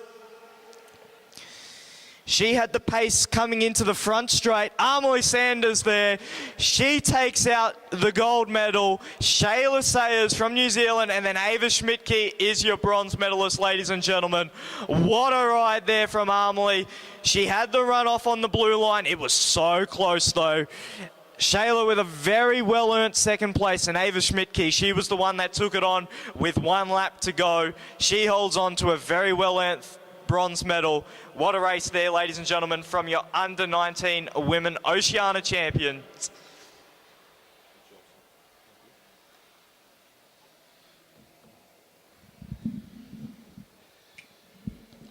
Well, there you go, to our YouTube Oz Cycling channel. That was Andre Dubier for his first international. That was a good job, mate. He's just standing to one side. I wish you guys had a camera, because we see us have a bit of a chat. We've only got the one microphone we're playing with here, but great job for a first time out and at Oceania Championships. I was very impressed with that. A bit of a touch of the Paul Crafts, the way you took off with 3.5 laps to go. Nice lift in the talking, really enjoyed that. So Andre's going to help us out over the next couple of days with 1 or 2 races. We're moving on to the next race in our series very shortly. Armley Sanders, after winning the elimination this afternoon, takes another gold medal here. Shayla Sayers in second from New Zealand. Ava Schmidtke, but a blanket finish in our Women's Under-19 Championship. We're going to go back to our individual pursuiting. Individual pursuit bronze final for our elite men. 2 rides to come, then we'll move to presentations before we get back into our elite women's sprint and junior men's scratch race and men's sprint still to come here this evening.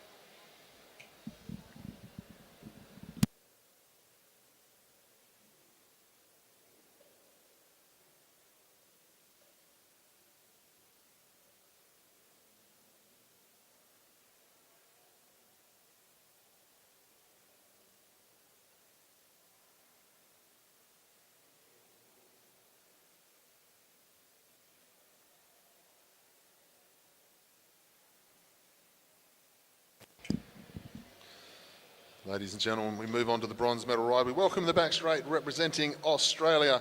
Please welcome James Moriarty. In the home straight, from New Zealand, please welcome Ben Oliver.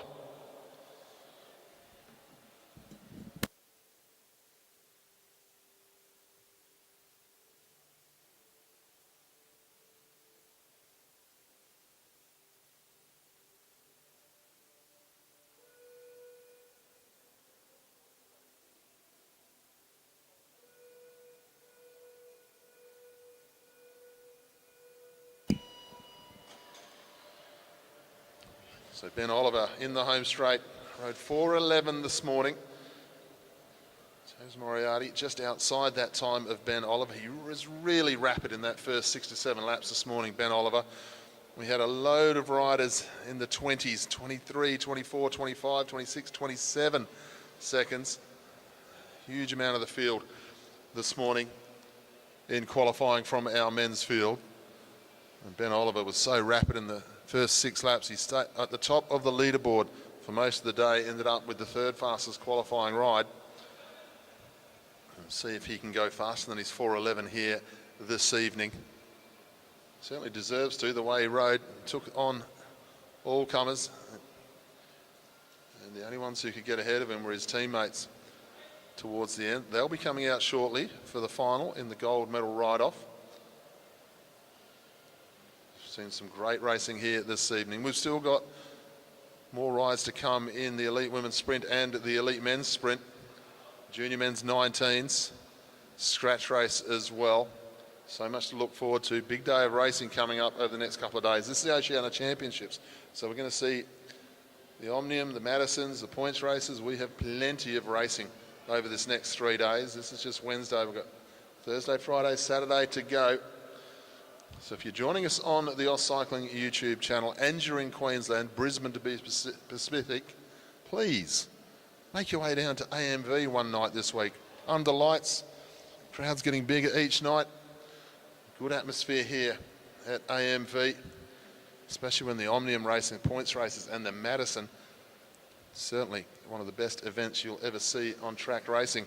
Ben Oliver leads the way, just under a second in front of James Moriarty. Coming up 8.5 laps to go. Let's see where they are at the halfway point here. As Oliver goes through, 2:08, just 0.4 second between Moriarty and Oliver now. So Oliver, similar time to this morning. Moriarty, however, moving a lot smoother, going a lot better.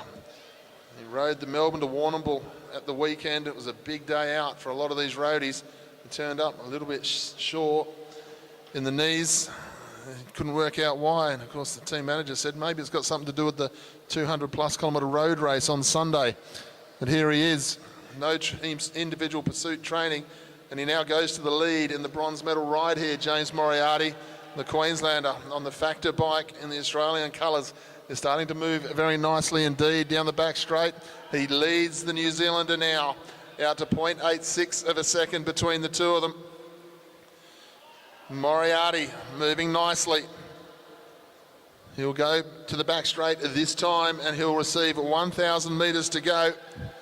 James Moriarty leads the way, 1.3 seconds the difference now between these two. Moriarty, if he can get round in a minute as a flying kilometre, he'll be able to go around the 4:09 pace, 4:10 pace is what he's sitting on at the moment. If he can just get himself moving. He was doing like 1:01s here this afternoon in qualifying. He's going quicker than that tonight. Moriarty goes to the back straight. He's going to have 500 metres left to go here. We have a look at the time for Moriarty, 3:39. He's on for a single figure pursuit ride if he can finish this off. 4:09, 4:10 on the cards at the moment for Moriarty. Let's get right behind this Queenslander as he heads down the back straight. 1 lap to go. 3:55. What can he produce here? Can he get round in 15.5 seconds and get inside that time, inside the 4:10 mark? Moriarty, he heads to the back straight now. 07, 08, 09. He hits the line 4:10.706. Well done, James Moriarty. He'll take the bronze medal by nearly 3 seconds in front of Ben Oliver. Great ride here from Moriarty. He's improved on his ride this afternoon and rose 4:10 here for the bronze medal.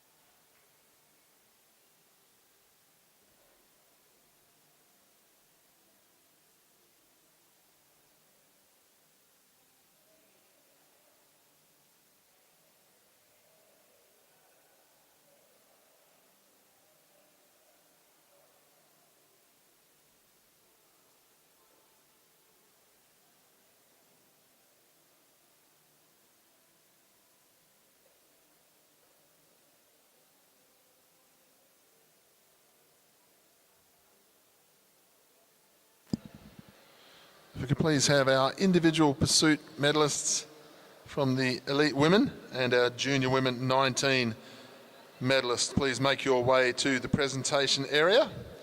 And as soon as the men's elite pursuit is finished, we'll have them there as well. We welcome in the back straight Keegan Hornblow from New Zealand. In the home straight, please welcome Tom Sexton, our fastest two qualifiers here, riding for the gold medal, an all New Zealand affair.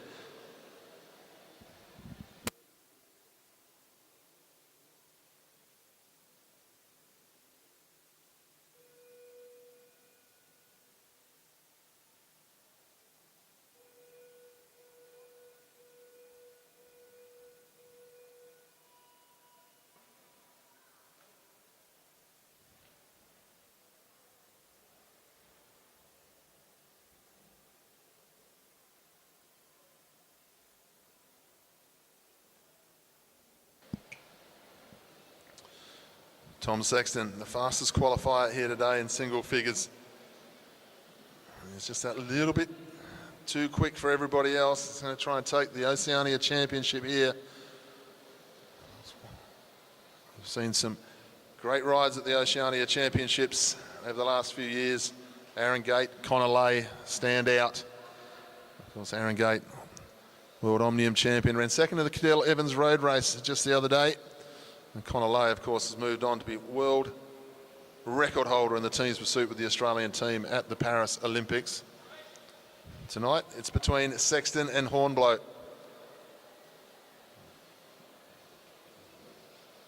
Two members of the New Zealand cycling team who are the pillars of their team. Absolute strength between these two. Sexton leads, goes through the first kilometre. 1:06.833. The way these guys are riding these pursuits, they tend to be doing around 1 minute. Sexton was this morning about 1 minute for the flying kilometre, so the second 2,000 metres. So we'll have a look when he goes through 2,000, because first one he's done 1:06.83.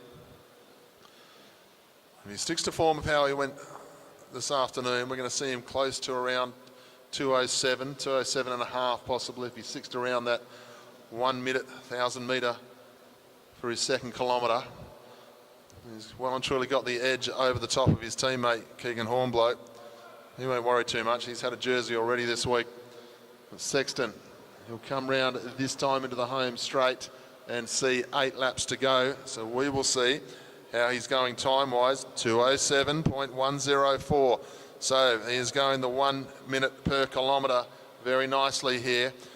So as long as he hangs on to this, we're looking at a 2:09 pace here for Tom Sexton. Really moving nicely. He is well clear of his teammate. I don't think Keegan Hornblow is going to be able to come back and do much against him. Sexton will be into the home straight with 6 laps to go. No rocking of the shoulders, head's not moving. He is just on target at the moment. When he comes through the 3,000 metre mark, he's about a lap and a half away from that. We'll be looking for him to be around the 3:08 pace, short 3:08 pace, to try and get himself into that comfortable 4:09. 4:06 is the all-comers record held by Aaron Gate. No surprise the way Aaron Gate's gone on the velodrome for the last few years. He'll come round this time with 1,000 metres to go. We'll see where Thomas Sexton is. 3:08.626. So he's right on target to go single figures here, Tom Sexton. 4:09, sort of high 4:09s. He's going to lift over the last couple of laps, I hope. So he doesn't go 4:10. He really would want to go 4:09 here. And that's what they've got him set up for. He heads down the back straight with 2.5 laps to go. It's a good ride by Keegan Hornblow as well, but he's trailing by a few seconds here because Sexton has lifted the game just that little bit here this evening. That's the first sign of a bit of discomfort there for Sexton as he went through the home straight. He just had to shift himself in the saddle. Lap and a half to go this time. He'll come through to receive a bell lap. Goes through 3:55 there, so we're looking for around a 14 inside 15-second final lap for Tom Sexton. If he can go down to 4:09 here, he comes into the home straight. Tom Sexton, the gold medal is going to be his, just outside for 10.838 for Tom Sexton. The gold medal is his though, 4:13.157 for Keegan Hornblow. Great ride by both New Zealand champions here. The Tom Sexton is going to be the Oceania champion for 2025.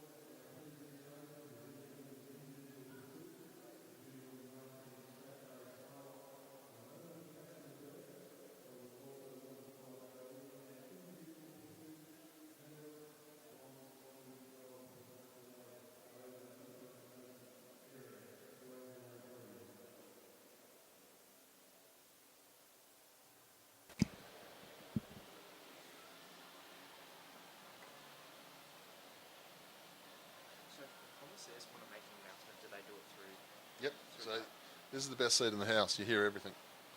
And sometimes you'll say something to the commissaire. If you spot something, you'll ask the question. I asked the question last night and I was wrong. I made a mistake. But it didn't matter because I've worked with these guys 10 or more years now. I've been doing this game.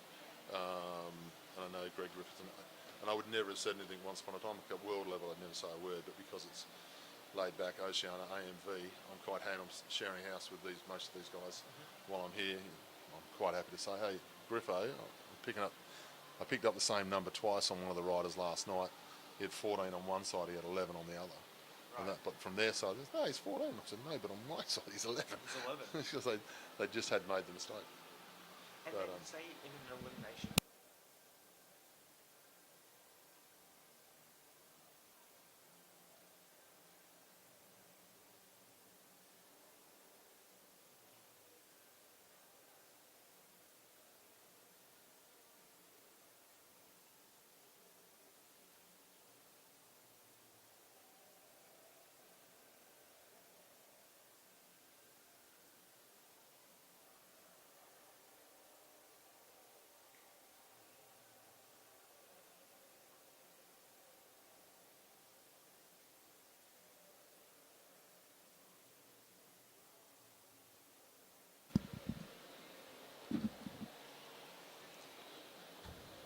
So ladies and gentlemen, we move on to the presentation ceremony now of the Elite Women Individual Pursuit Championship.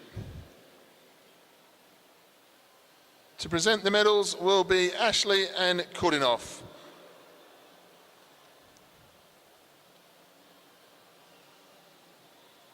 Please welcome Samantha Donnelly, Emily Sherman and Brioni Botha.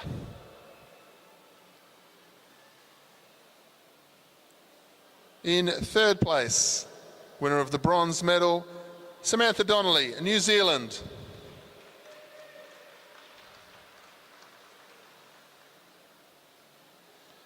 In second place and winner of the silver medal, Emily Sherman, New Zealand.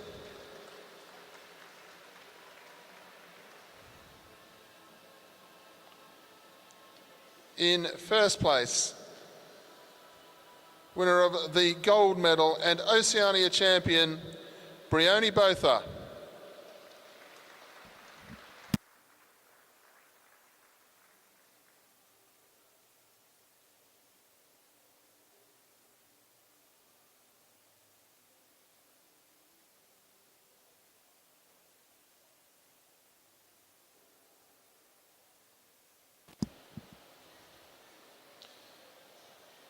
Ladies and gentlemen, please show your appreciation for our champion and medalists.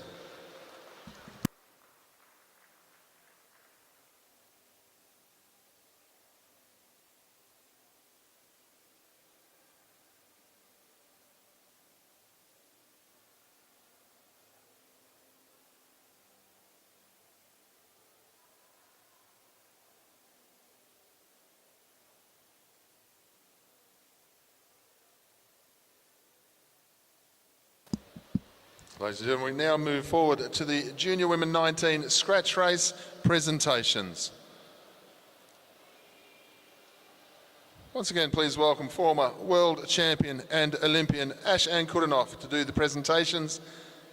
In third place, winner of the bronze medal, Ava Schmidtke.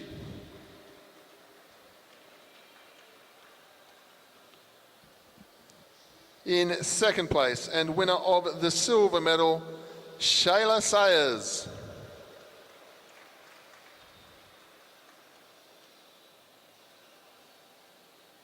In first place, winner of the gold medal and Oceania champion, Amelie Sanders.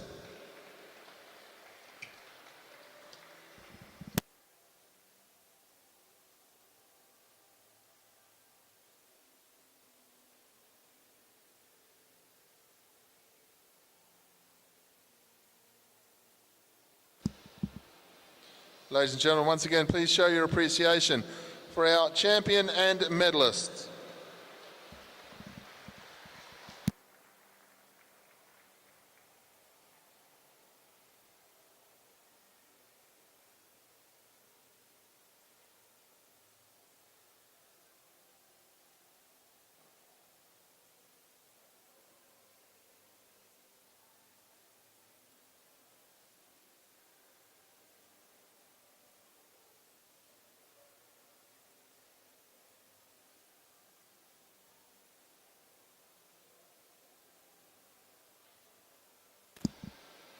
Ladies and gentlemen, please welcome our elite men individual pursuit ceremony.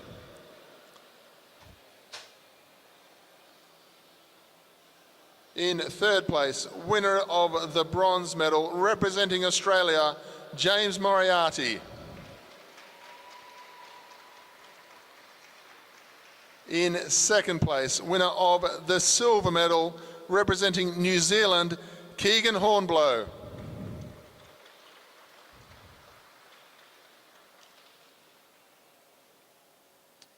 In first place, winner of the gold medal and Oceania champion, representing New Zealand, Tom Sexton.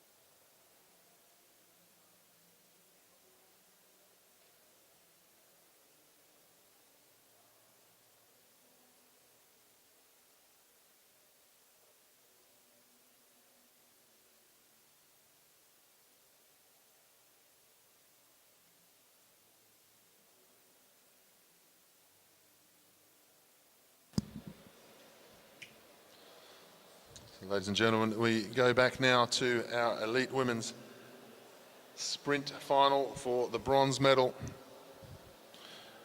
And this is race number 2. Race number 1 was taken out by Sophie Watts, time of 11:52. She's one ride up over Sian Fulton of New Zealand. Sian Fulton needs to win this one to stay alive.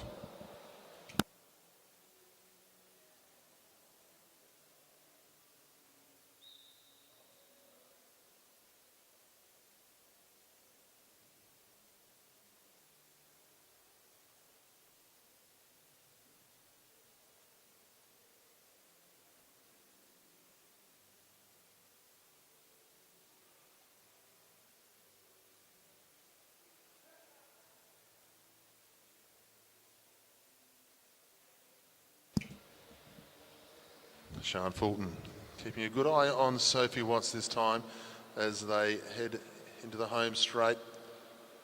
Sophie Watts is proving a handful here today. She's one ride up against a little bit more experienced rider in Sian Fulton. Fulton has developed nicely over the last several years into the top team in the New Zealand cycling program.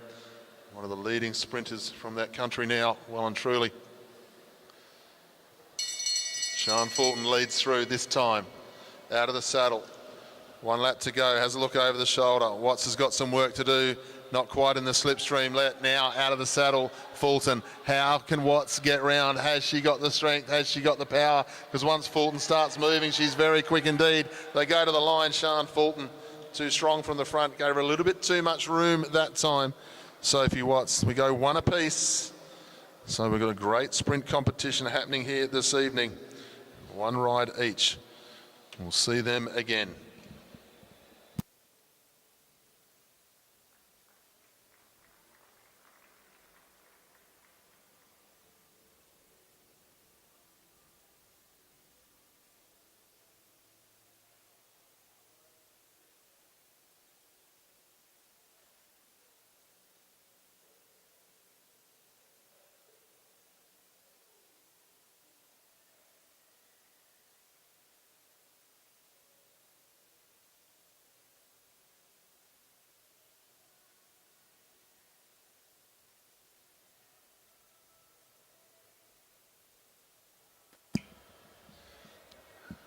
We move on to race number 2 in the gold medal sprint final. One race already to Elise Andrews. Her opponent, Alicia McCaig, the Australian champion, looking for a way to try and unsettle the dual Olympic champion. Andrews at the top of her game, no two ways about it. Alicia McCaig sits proudly in the Queen of Australian sprinting chair at the moment, having won all of the national championships last summer, the sprint, the time trial, the Keirin and the team sprint. Looking to be the rider that the Australian sprint program is built around. What great success we've had with our female sprinters over the years. Of course, none other than the lady that this velodrome is named after, Anna Meares. So many world championships and Olympic championships. Like Steph Morton, Carly McCulloch as well. As part of that program, still coaching down here in the track centre as Alicia McCaig leads with a lap and a half to go. She's going to take the race up to the Olympic champion as they come into the home straight. McCaig is going to make her race for this one. Good look over the shoulder, still trying to hold her up. Good riding here from McCaig. They've got to go down the back straight, and Elise Andrews says, that's enough. I'm going to get round the outside. This is why I'm the dual champion. This is why I'm the former world champion as well. Elise Andrews goes across the line, takes out the gold medal here in the Oceania Sprint Championship. Silver medal to Alicia McCaig. We'll look forward to seeing them both in the Keirin racing and time trials as the week goes on. But please, ladies and gentlemen, the dual Olympic champion, now Oceania champion again, Elise Andrews.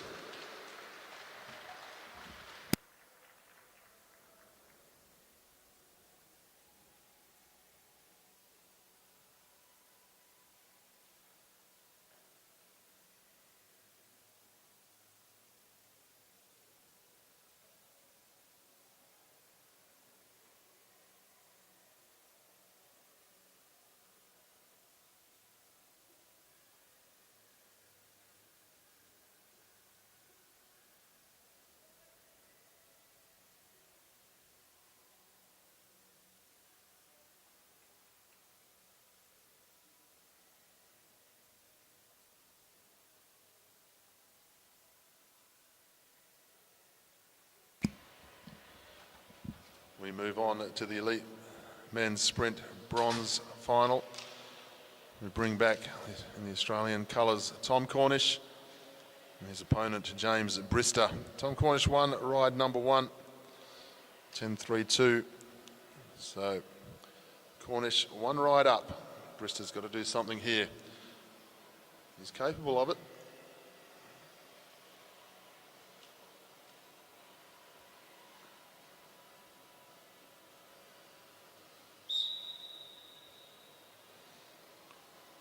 Cornish will lead away. He likes to come from second wheel most of the time, Tom Cornish, but when he had to go up against Daniel Barber, he was able to hold him up in their earlier ride and send it to 3 rides. Barber was too aware of it for the next one, and it took care of it, so Barber now sits 1 ride up in the gold medal final. No pace on down the back straight, going to have a good look at each other for this first half lap. Cornish just seeing if he can force Brister to the front. Brister having none of it. Good riding there from Cornish. Just rolling a little bit further. It's in the back of the mind of James Brister. There will also be, if you let Cornish roll too far and he then decides to accelerate, you've got to chase him. You've got to chase him for 4 or 5 bite lengths over 2 laps. Of course, this young man was the world 1,000-metre time trial champion and world record holder as a junior. Brister high at the track. Gets the advantage to get the gear going as they come into the home straight with 2 laps to go. We're going to see every part of the velodrome. Brister dives down into the metre line. He had the line as well, as Cornish had realised he was in there already, so he couldn't come into it. Now they go a lap and a half. Cornish keeping high on the track. Brister up above. Brister's got to win this one to go to ride number 3. This is how Cornish beat Barber earlier in the evening in one of the rides. He holds him up now down the back straight. Cornish underway. Brister, what can he do into the home straight? Cornish leads. Brister comes back at him. They go to the line, but it'll be half a wheel to the favour of Tom Cornish, and he will take the bronze medal tonight in the men's elite sprint championship.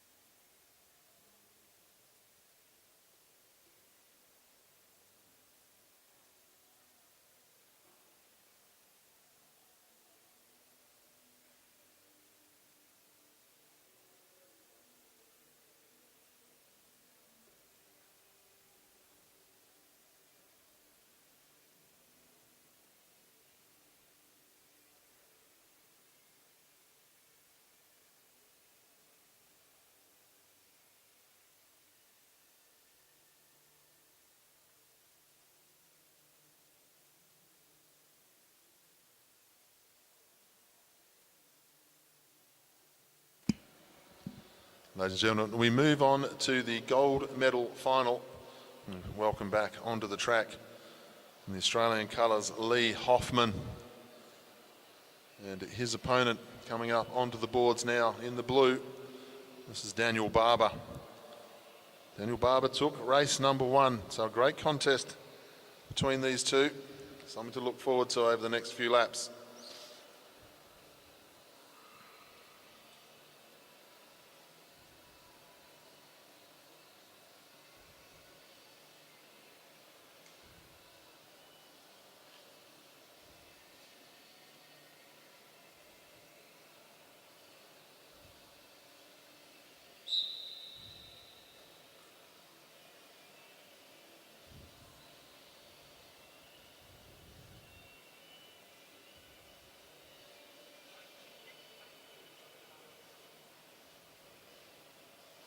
Hoffman leads away. And keep a good eye on Daniel Barber. They're very similar in the way they ride their sprints. They're both very explosive off the mark for 2 very big men. They both can go from a long way. Both have great acceleration. Over the last 150 metres, their closing speed when they're in slipstream is excellent. Very similar indeed. Barber just laying off a little bit here. Bit of a tactic of the sprinters just to see if he can coax Hoffman into going early. Hoffman not falling for that one though. He's got too much experience. He knows Barber's got some very good legs. He's not worried about what Barber's doing as far as the front wheel either. They go through the bend now. Pace starts to build. Hoffman from the front. Barber getting closer. Up round the outside, into the back, out of the back straight now. Hoffman going to take on Barber. Can Barber get up round the outside? He's trying to. Can't quite get round. Hoffman fights back. It's going to be a drag race down the back straight and is in the favour of Lee Hoffman here. We're going to go to 3 rides here in the gold medal ride-off.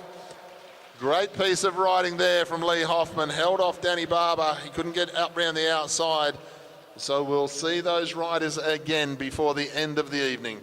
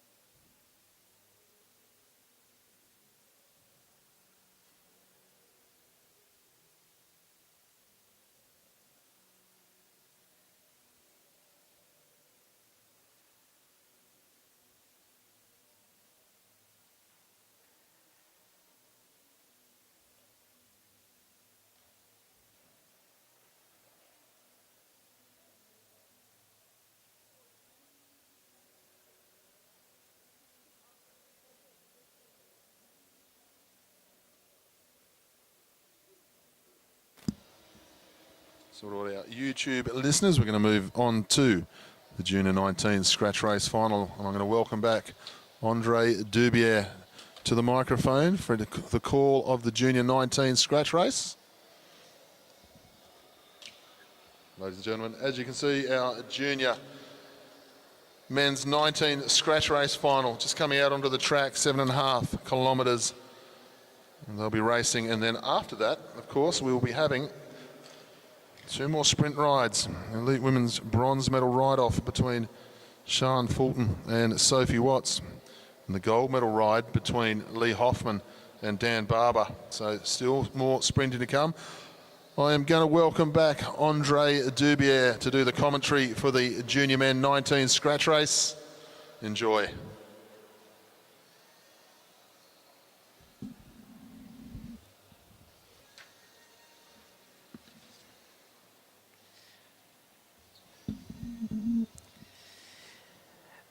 So we have another 30 laps here for our under-19 men's scratch race final. So they are racing the same distance as what we saw the women do earlier on in the program. Once again, a quality field here for our under-19 men's. Going through the start list, off the fence we have Cole Paris, Alexander Hughes, Kieran Mortree, Lachlan Walters, Robert Turnbull, Ben Crawford, Thomas Waits and Zachary Douglas Savage. In the sprinters lane, we have Jonas Selverton, Jaco Neal, Kirill Mortree, Joshua Grieve, Hunter Dalton, Oliver Clark, Sterling Jarnell and Bailey McDonald. So we saw a lot of these riders again earlier on in the program in the Elimination Championships. Very strong, fast racing here, I am sure. Like I said in the women's race, the scratch race is very much up in the air. Could a sprinter get up? Could it be an endurance ride up? That's the beauty of scratch racing. There's all to play for here. 30 laps, so 7.5 kilometres.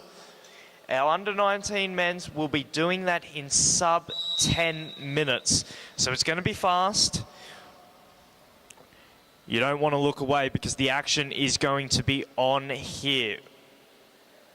Again, we see the pace line already formed early on. They're not waiting around any time at all. We've got 135. That is the rider of Kirill Mortree from New Caledonia. He was on the front. He pulls off now. Again, we see 20, 30 metre turns here from our under-19 men, as we see rider number 132. He picks up the pace and strings out. That's Lachlan Walters from the Queensland, in the Queensland colours. The pace is certainly on here. They're not waiting around. 3 laps already in, and you can see gaps starting to form already. The pressure being applied at the front. As we see the pace come off now there after an early rush of blood there. The pace was on early on. We see Alex Hughes now, one of the pre-race favourites. He's up towards the front. He had a very strong elimination championships. He backs it up from an incredible road nationals as well. So he's certainly in a lot of form here as he swings towards the back of the field. That's rider number 113, Zachary Savage from the Queensland team. He pulls up as well. We see a lot of the same here. The pace is certainly on. Each rider pulling off turns 20, 30 metres. We saw that early rush of acceleration. That caused a few splits early on. Could we see another one of those later on in the race? We'll have to wait and find out, as we have Alex Hughes again. He's up towards the front. He's followed there by Carl Paris from New Zealand. He's locked in on that wheel. Bailey McDonald there. He pulls off. He had an incredible elimination championships, Bailey McDonald. He ended up with the bronze medal. But he was right towards the front the entire race. A very, very strong ride there from the rider from the ACT. So he'll be certainly one of those riders to watch out for as well. He's also a former medalist in the Scratch Race Championships in the junior ranks. A very fast turn of speed. So in the closing laps, he'll be one of those riders that you want to look out for, see where he is. As we see the rider of Savage, he pulls up towards the top of the fence as well. He's followed there by Thomas Waits. Again, the pace isn't slow, but it certainly isn't that top speed that we saw in the first couple laps. Alex Hughes towards the front again. Then he's followed by the rider of Kirill Mortree from New Caledonia. And we see 3 riders pull up in tandem. No one there wanting to take the pace on. As we see rider number 142, that's Jonas Shelverton. He's got into that aero position, getting as aero as he possibly can. He got to the front, which has caused a little bit of a split there towards the back. A few riders being slightly distanced. They've got about 10 metres now. And the pace goes back on now. The splits are starting to happen. Gaps are starting to form. In the under-19 men, they've got 16 laps to go. That's 4 kilometres. There's a leading group of about 8 or 9 riders. They're up towards the front. A few riders get back in there from the Queensland team. But there is carnage behind now. We've got Alex Hughes. He's on the front. He wants to continue on this effort. Who's going to follow him? Now Alex Hughes gets to the front again. Shelverton right there. So is McDonald. There are slight gaps forming, but it seems to be being brought back together here in our under-19 men's scratch race as the pace goes off at the front. They've got 14 laps to go. The group comes back together now.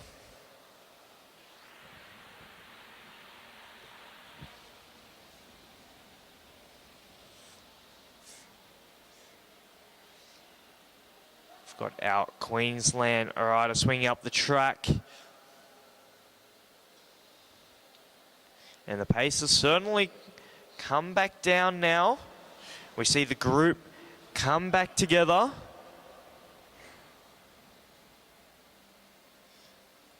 And what is next now? They've got 12 laps to go, so that's 3,000 metres left in the Oceania Championships for the scratch race for our under-19 men. A couple of our Queensland riders towards the front. That's rider number 132, Lachlan Walters. He swings up the track. Likewise, his teammate. Our New Zealand riders as well. They swing up the track. Alex Hughes, he's ever present towards the front. Carol Mortree, he follows Alex Hughes. He's been around that wheel now for the last few laps. As we go inside 10 to go for our under-19 men's scratch race. So there has been a bit of action throughout this race. A few attacks, nothing quite has stuck yet. We're all back together. And as I say that, we've got to move now towards the front. The group is trying to react. We're spread out now. It's 8 laps to go. This is the rider of 117. That's Thomas Waits. He puts the foot on the accelerator now, but nobody seems to want to continue on with the move. So we see that group stretch out with 8 to go. It's all come back together now. Alex Hughes, he's towards the front. Likewise, Bailey McDonald. What do we have in stall now? They've got 1.5 kilometres left. That's 6 laps of the track. Rider number 129, Joshua Grieve from New Zealand. He's on the front now. He pulls off. Alex Hughes likewise swings up the velodrome.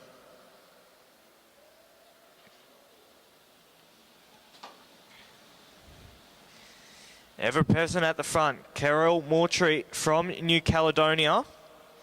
He's been one of those riders up towards the front in the action. Bailey McDonald from ACT, again on the front. Alex Hughes, he doesn't want to be caught out of position.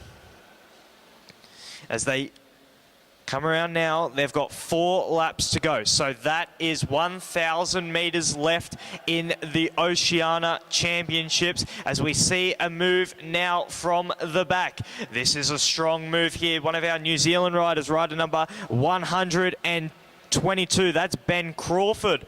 He's got towards the front. Shelverton is there as well. Alex Hughes coming around now on the blue line. He's got Bailey McDonald in his wheel. They've got 2 laps to go. That's 500 metres now, ladies and gentlemen. Shelverton towards the front. Likewise, Hughes. A big move now from one of our Queensland riders. He's got 20 metres. He's got 1 lap to go. This is rider number 132. That is the rider of Lachlan Walters, ladies and gentlemen. He's got the gap now coming into the front straight. Does he have enough to hold on? Yes, he does.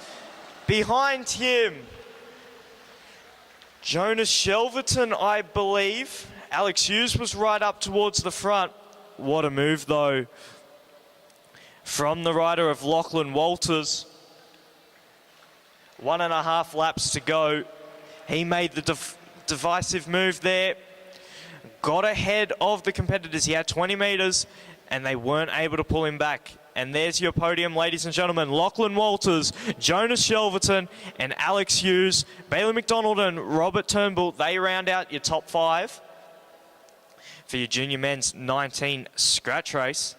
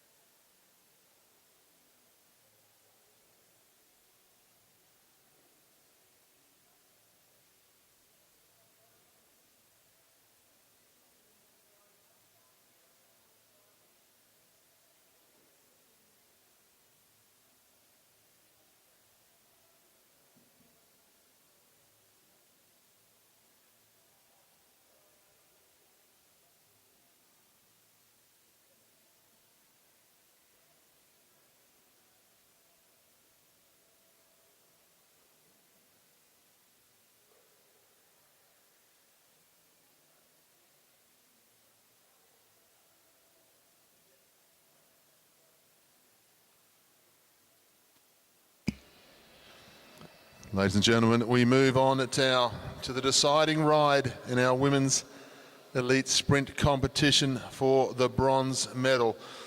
Once again, we welcome back onto the track Sian Fulton from New Zealand. She took race number 2 over the top of Sophie Watts. Sophie Watts now comes up to the starting line. One race apiece. Whoever wins this one will take the bronze medal at the Oceania Championships.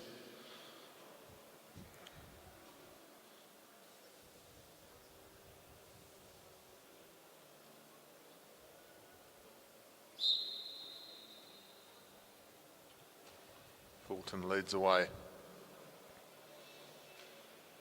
Just a reminder to our junior men scratch race medalists, please make your way over straight away to the presentation area. That's our junior men scratch race medalists. Sian Fulton leads down the back straight. So keep a good eye on Sophie Watts. She's been dangerous, Sophie Watts. Almost comes down to who leads out between these two, the way they've raced so far here today.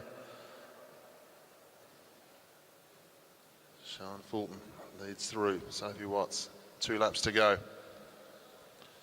This keeps her high up on the track. Every time the rider behind just opens up the gap a little bit, the lead rider speeds up. That's what Sian Fulton's doing. Lap and a half to go this time. The pace starts to go up from Fulton because she sees Sophie Watts trying to gain some height in the back straight. They're into the home straight now. Sian Fulton still having a look over the shoulder. Sophie Watts nowhere near underway just yet as they go into the 200 this time.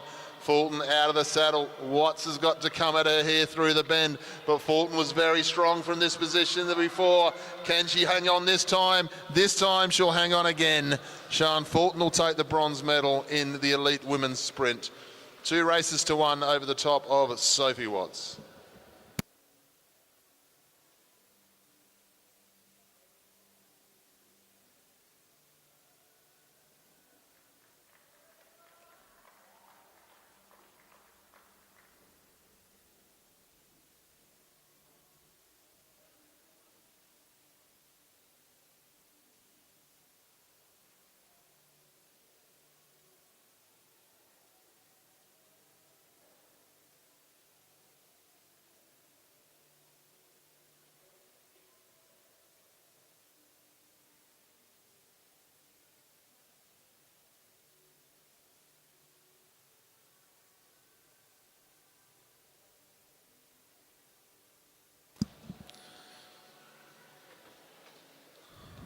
Well, ladies and gentlemen, we move on to the final race of this evening.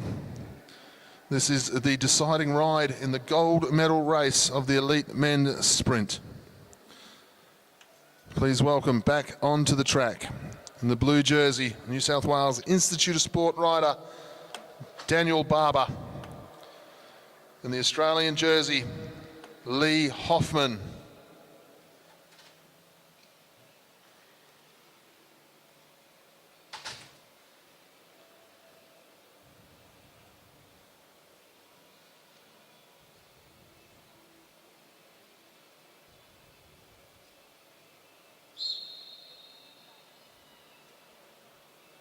Barbara will lead away this time. The gold medal in the sprint championship, it's going to be new to each of them, which whoever gets it, you think about the stocks of Australian cycling we've had over the last few years. The sprint championship has been decided predominantly just between a couple of riders, neither racing here, retired and moved on. So Lee Hoffman, if he takes this one out, it's going to be a new thing in the Palmares. Daniel Barber the same. To be the best sprinter in the Oceania division. There's some great riders who have taken the position before. Barber starts to build the pace. Hoffman straight up into the slipstream though as they come through this time with 1 lap to go. Barber has a look over the shoulder. He can see Hoffman, but he's going to want to use all of his speed down the back straight. Barber moving out of the saddle again. Hoffman's got to get closer, one would think. They come into the home straight. He's not at his shoulder yet. They go to the line. There's nothing between it. Oh, I'm going to say Hoffman around the outside, but we'll wait for the official verdict. And it is indeed Lee Hoffman takes that one out. 10.39 round the outside, defeats Daniel Barber for the gold medal. Put your hands together, ladies and gentlemen. Best of three in a gold medal ride-off in the Oceania Championships. Wonderful to see. Great day of racing. I hope you can join us all tomorrow. Stick with us here at the Velodrome. We're going to get straight into our medal presentations. We're looking for our junior men 19 scratch race medalists, Lockie Walters, Jonas Shelverton and Alex Hughes. I'm looking for Alyssa McCaig, Elise Andrews and Sian Fulton. And then, of course, we'll let them catch their breath, of course, Lee Hoffman, Danny Barber and Tom Cornish. As soon as you can, we'll see you at the presentations.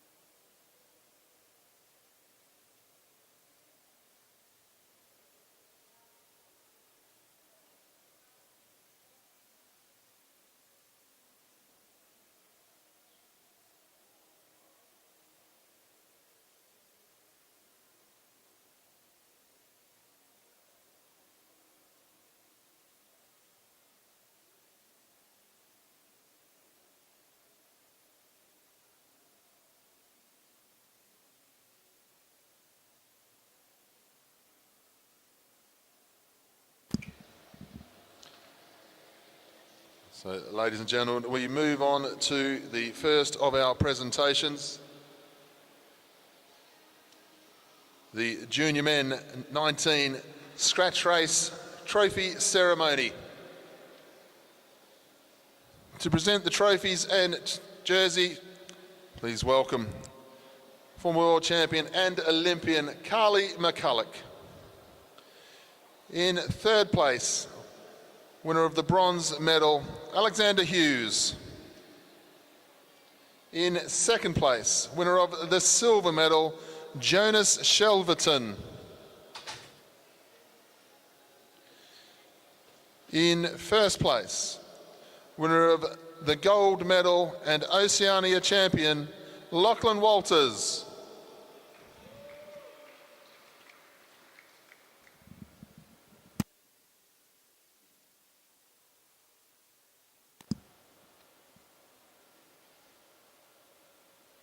Ladies and gentlemen, please show your appreciation for our champion and medalists.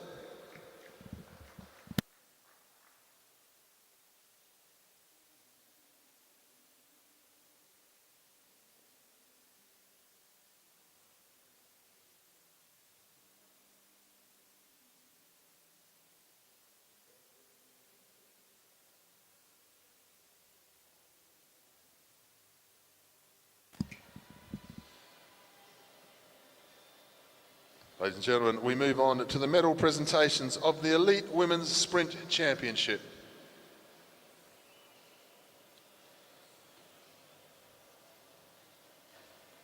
In third place, and winner of the bronze medal, representing New Zealand, Sian Fulton.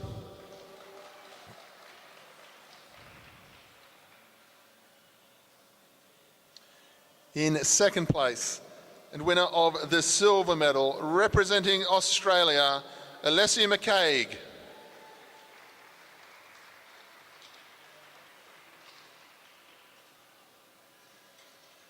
In first place, winner of the gold medal and Oceania champion, representing New Zealand, Elise Andrews.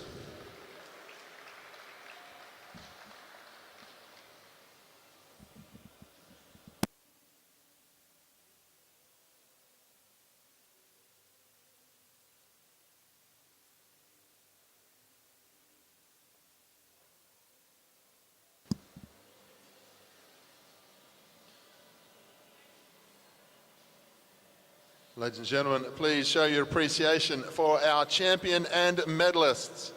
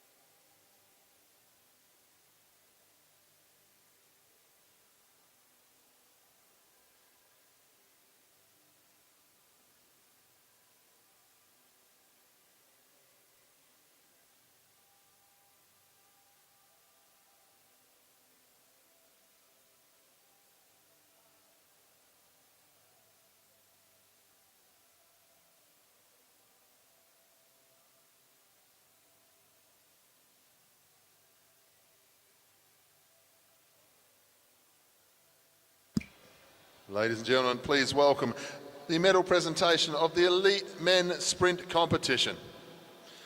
Once again, Carly McCulloch to do the presentation of medals and jersey. In third place, winner of the bronze medal representing Australia, Tom Cornish.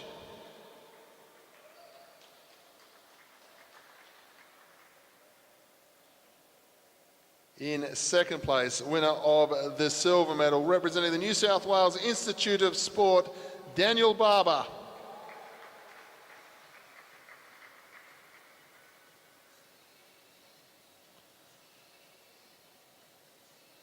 In first place, winner of the gold medal and Oceania champion, representing Australia, Lee Hoffman.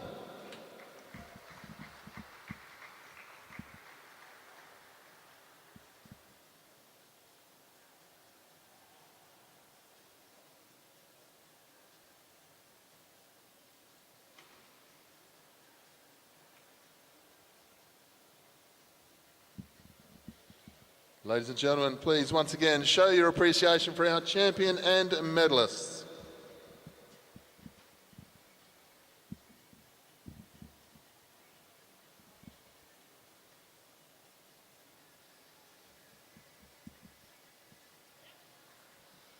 Ladies and gentlemen, that concludes this presentation. For those who are travelling home from the AMV venue here this evening, please, safe